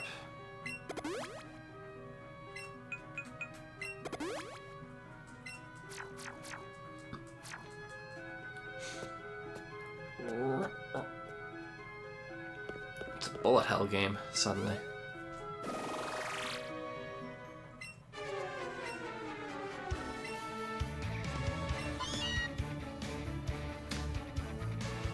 Of course, they were definitely cowards. They didn't have Meowth talk, which is messed up, in my opinion.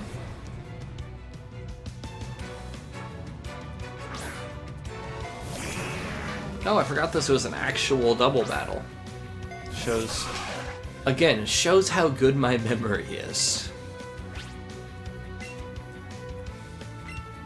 Maybe it's that I have actual, like, important things to remember now.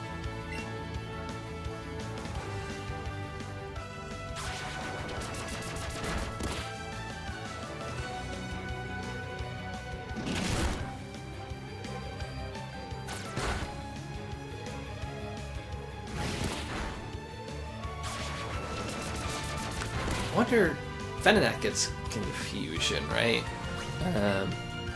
But again, I'm just going to try to avoid getting Venonat on my permanent team. I was just wondering if I would get any Psychic Pokemon, or any Psychic moves, rather.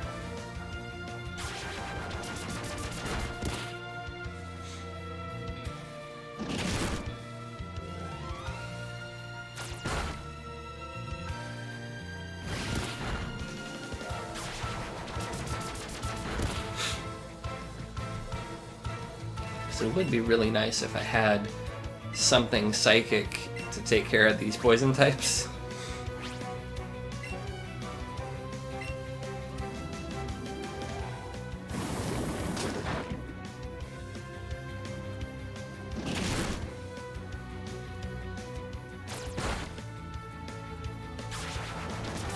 Alright. One down. Maybe I shouldn't have gone for the tank first, but... or the wall, whatever it is.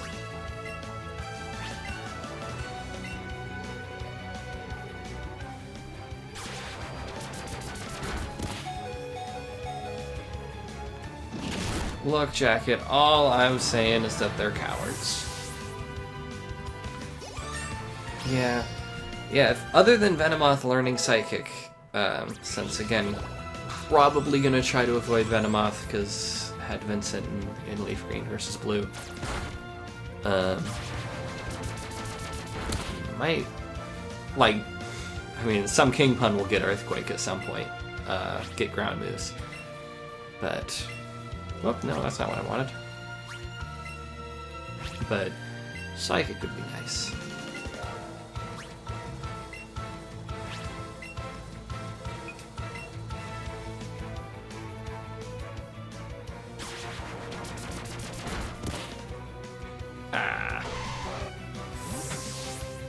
Let's actually bring in Sneck.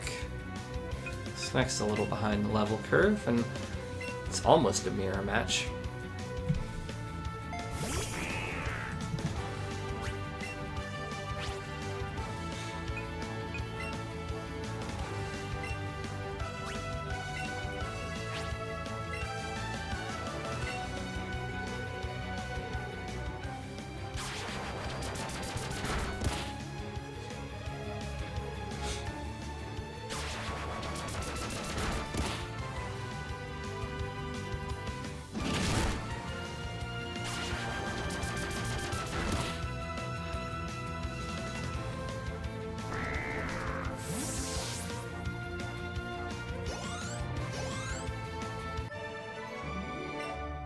Believe it.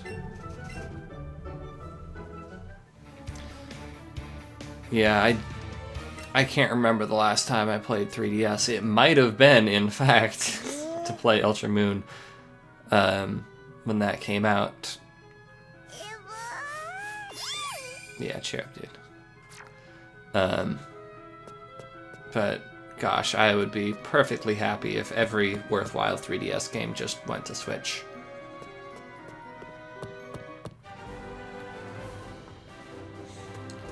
Alright, let's make sure we grab any items before we jump off any ledges.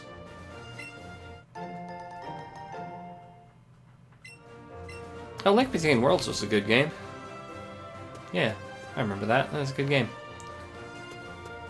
Lent it to a friend of mine. Got it back. They really liked it too. That's my story about Link Between Worlds.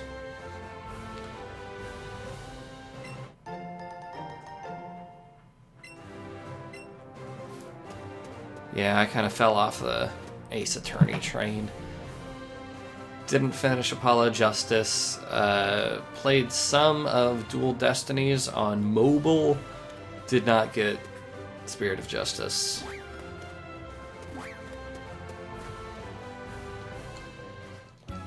Is that original trilogy? I don't know, maybe the fact that it's a trilogy.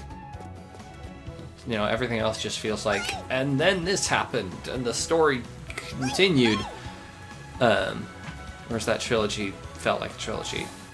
Probably because I knew it was a trilogy that existed, and therefore it felt like a trilogy. Whereas now, I didn't realize, you know, if someone came into the series knowing that there were 6, they might think, oh, there's 6.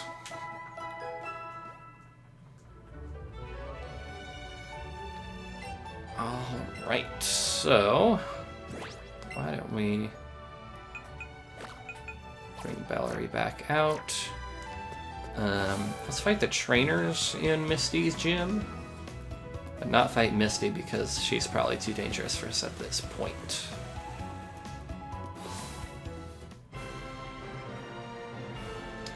So fun fact, Ben, there are actually animals in my house right now.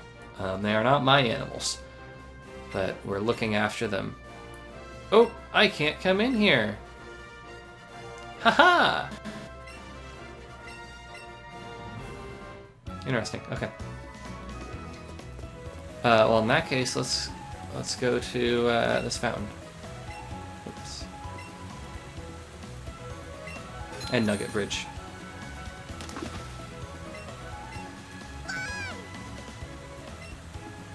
So the cat's kind of freaking out right now. The cat not quite adjusted to its new surroundings, hiding in the bathroom last I checked. But when I walked in the door today was the first day that the pets were here. I was like, I wonder where the pets are today, this first day of them being in a new house. And I walked in the door, and instantly around the corner came the doggo. And it's like, well, that answers part of that question.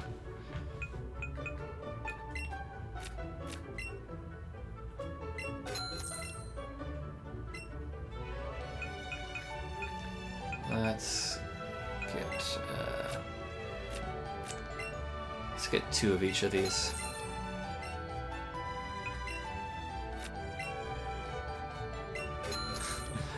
You're welcome, Jared. It's always nice to hear that people have been around for a while despite all my shenanigans.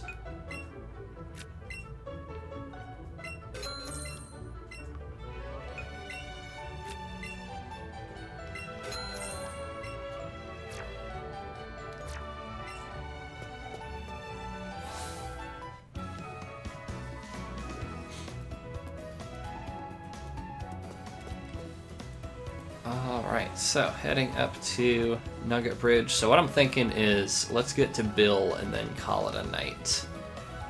Because I haven't had dinner. And I will need to do that at some point.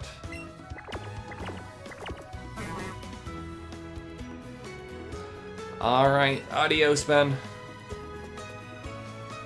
Have a good night. I will see you on Sunday.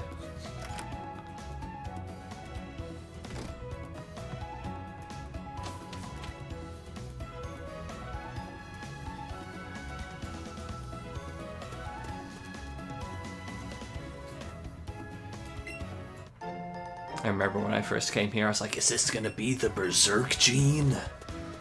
But it wasn't.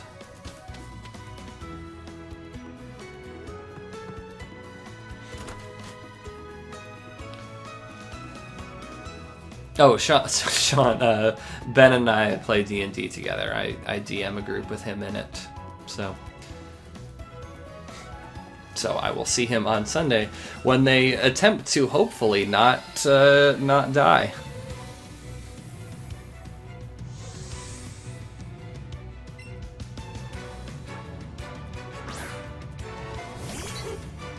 I forgot that Helmholtz. Forgot he would be here.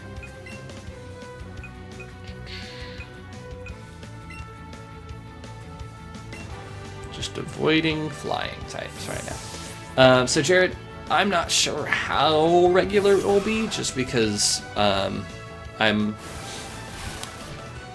fairly busy. I work a lot.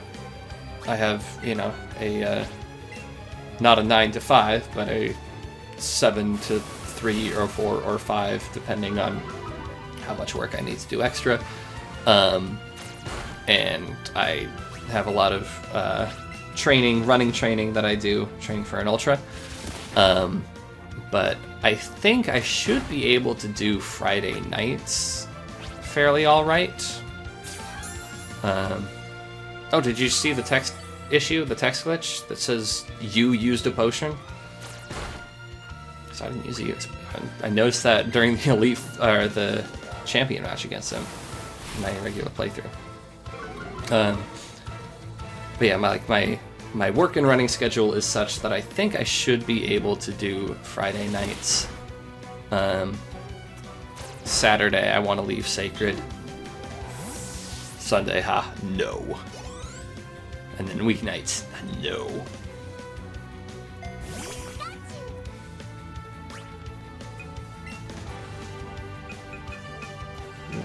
There we go.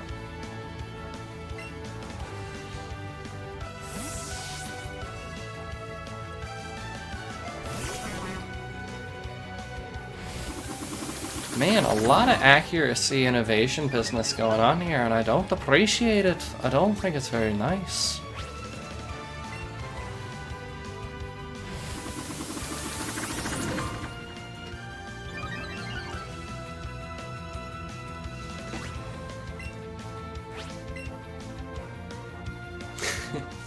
Well, Prime 4 is not cancelled, it's just delayed significantly. God,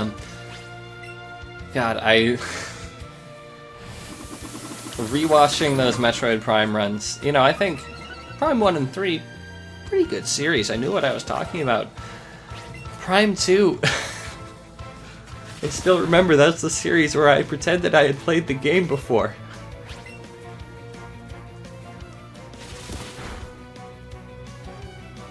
Why did I pretend I had played the game before? I could have just said I watched videos of this, but I haven't played it before. Why did I lie?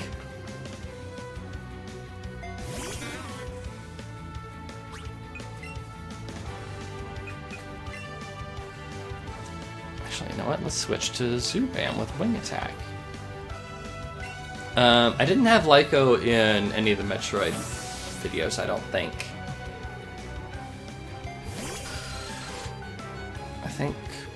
I definitely had Lyco cameo on something before we did a full series together, but I don't remember what it was. I don't think it was Metroid. Or was it? No.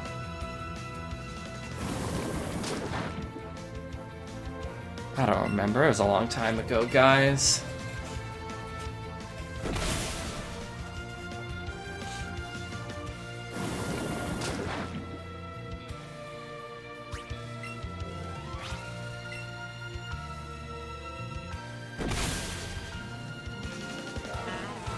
I mean, Ben, I don't know if I ever directly said, I have played this game before. Wind Waker was, like, a full co-commentary. But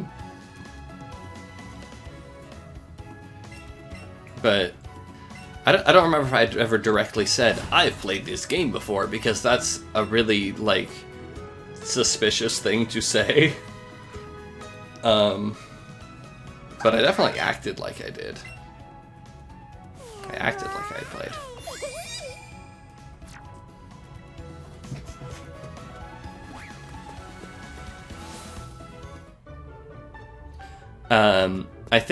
I think when I revealed the truth about my having not played it before, was when I was walking over to the final boss, which was like the second to last episode or something, because the last episode is credits.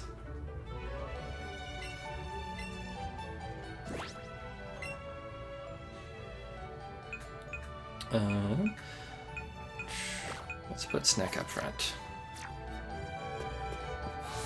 So it would have been episode 79, probably. Because it was an 80 episode playthrough. Always very proud about that.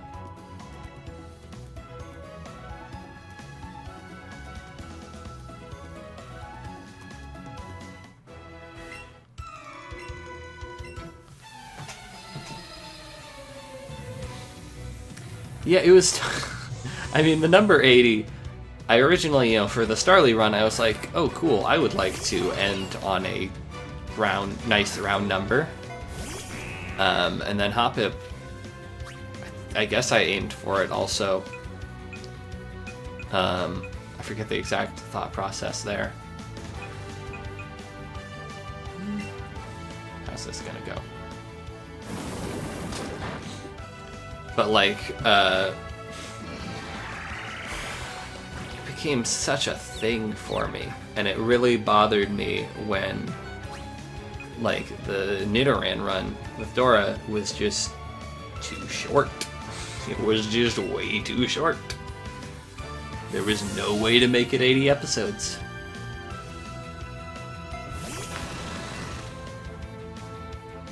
Of course, now, me trying to make an 80 episode series is a much bigger ordeal than it was.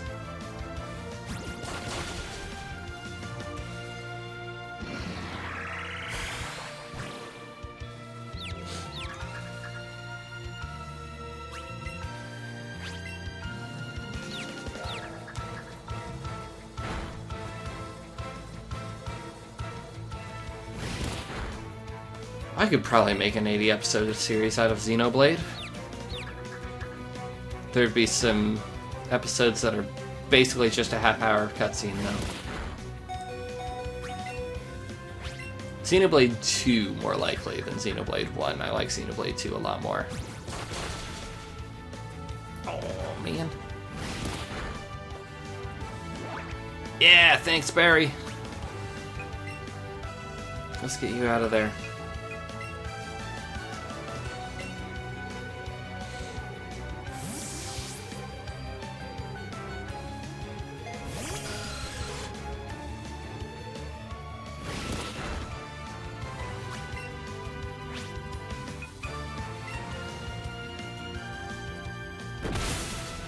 I feel like level-wise I'm actually being challenged at this point, which is amazing.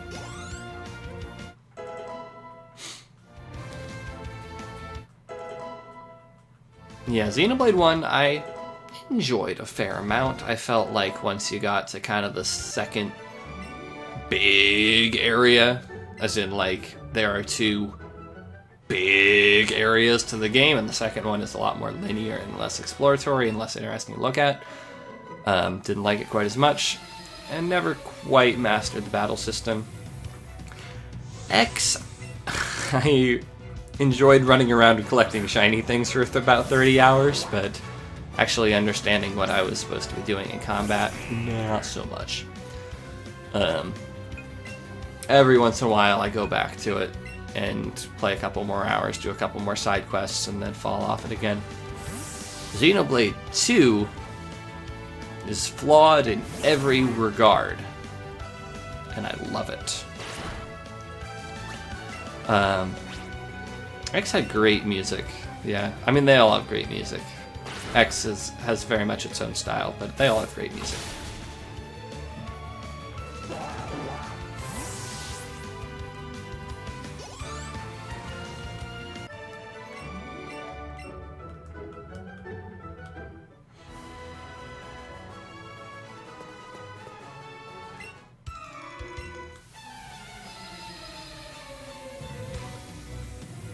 Yeah, if I had a lot more time and patience, I would love to do a Xenoblade 2 series, but that's another game where it's like, oh man, I would need to be so optimal to do this game justice, and I just don't have the time or energy to do that.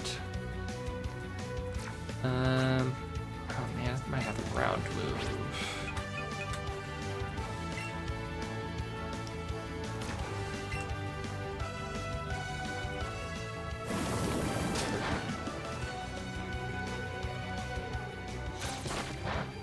Well, at least they're sad.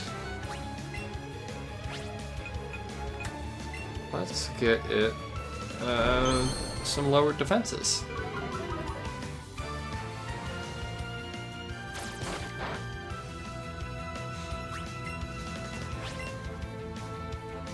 Okay, I think revised plan, just based on how quickly Nugget Bridge is going, or how slowly I should say. I think I'm going to finish up Nugget Bridge, and that's where we'll call a stream. Because my stomach be rumbling.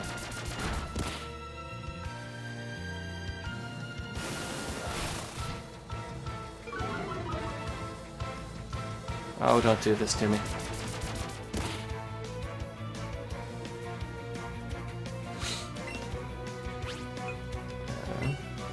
What's that? God, it sucks. But I might poison him. Yeah, Snack's gonna need some work to become a heavy hitter, it looks like. Need some better moves.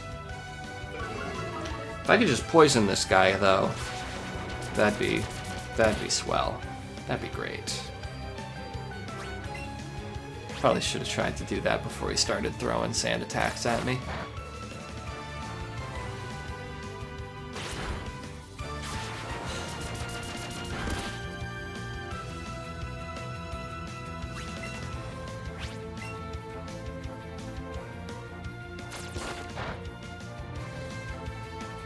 Gonna poison him on the last hit, aren't I?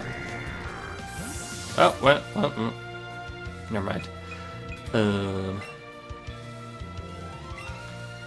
Yeah, Zubat's... Yeah, I could have just used Absorb this whole time. Forgot about that. Alright, Harsh. I'll see ya.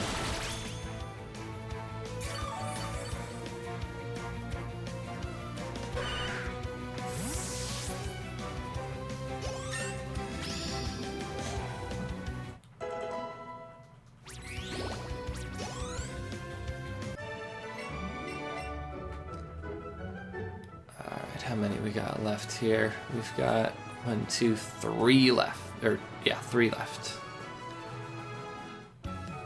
So let's go heal ourselves, our snack. Our snack, that could be poorly construed. Steven, hello. How are you? What's happening? What's the hip-hop? Facecam is not an objectively bad idea, no. But I don't use one, in part because I don't want to go buy a webcam, and also because I'm ugly. I say that only half joking.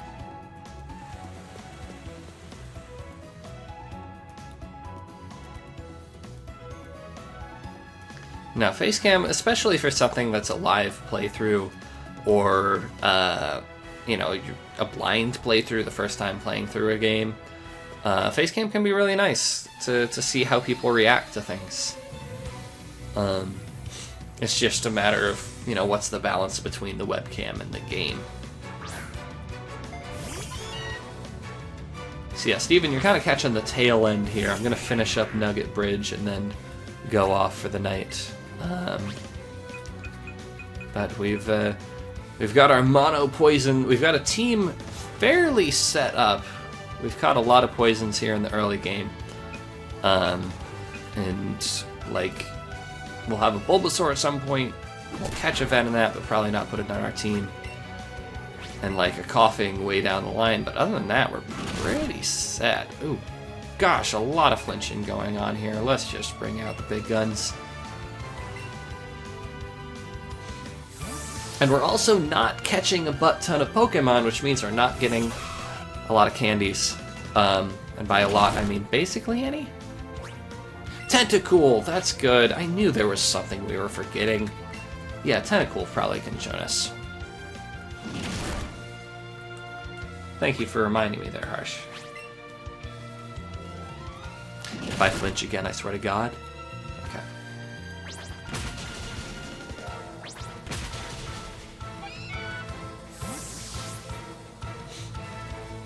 Definitely noticing a decreased quantity of Pokemon.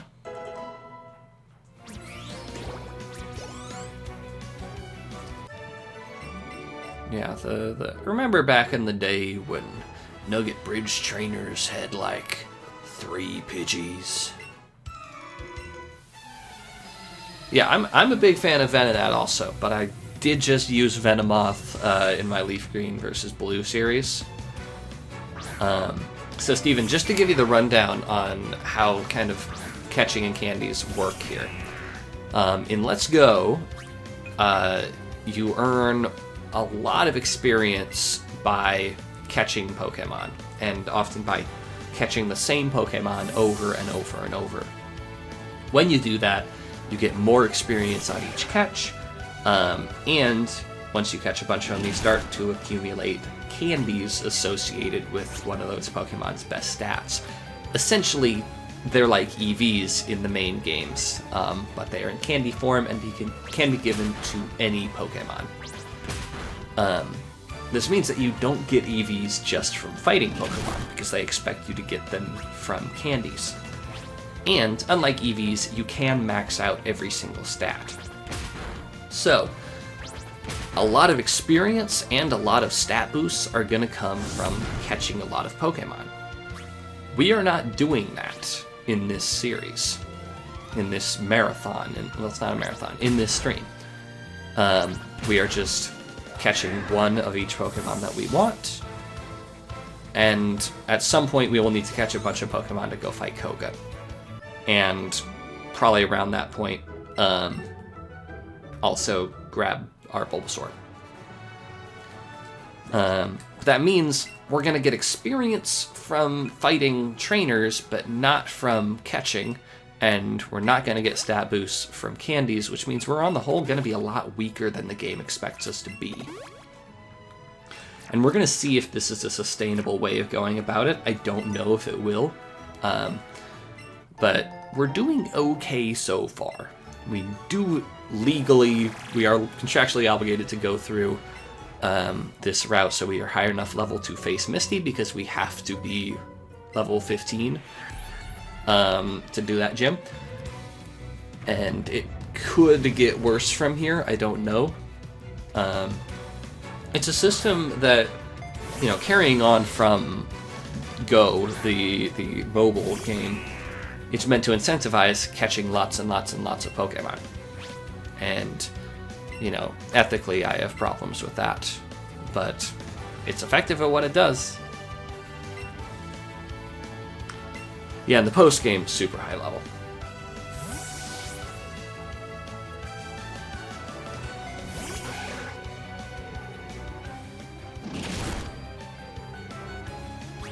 Yeah, in my main playthrough, I have not even touched the champion trainers, or whatever they're called. The level 65 master trainers is what they are.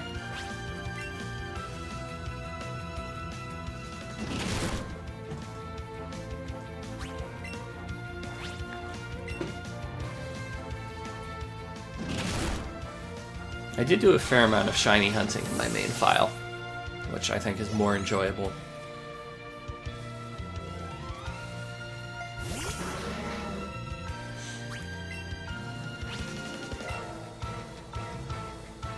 That is worth noting, Sean. Thank you for telling me that the Caterpie Master is named Jake. If only I hadn't already evolved my shiny Caterpie, I might have gone and fought him.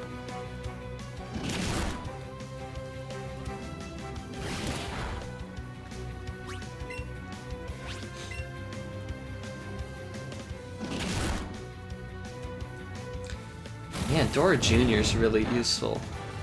I kind of want to keep her around.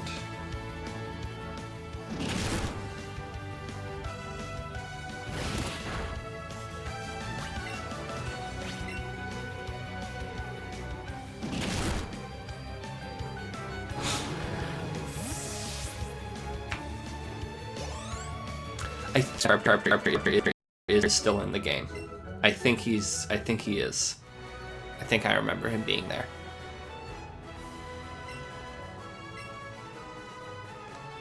Alright, so that's Nugget Bridge taken care of. How about we go sell our spoils, heal at the Pokemon Center, and then take a breather until probably next Friday, if I had to guess. Oh, there's no way around there.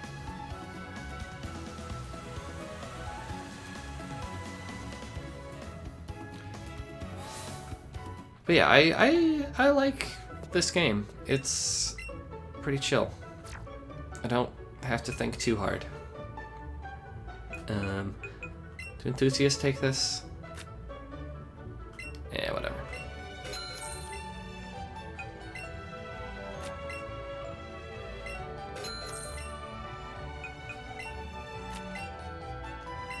So much money. We're also going to be rolling in money because we're not spending it on hundreds of Pokeballs, which is good. I've also got those 2 rare candies. I don't know who I'm going to use those on, but Keep them in my pocket.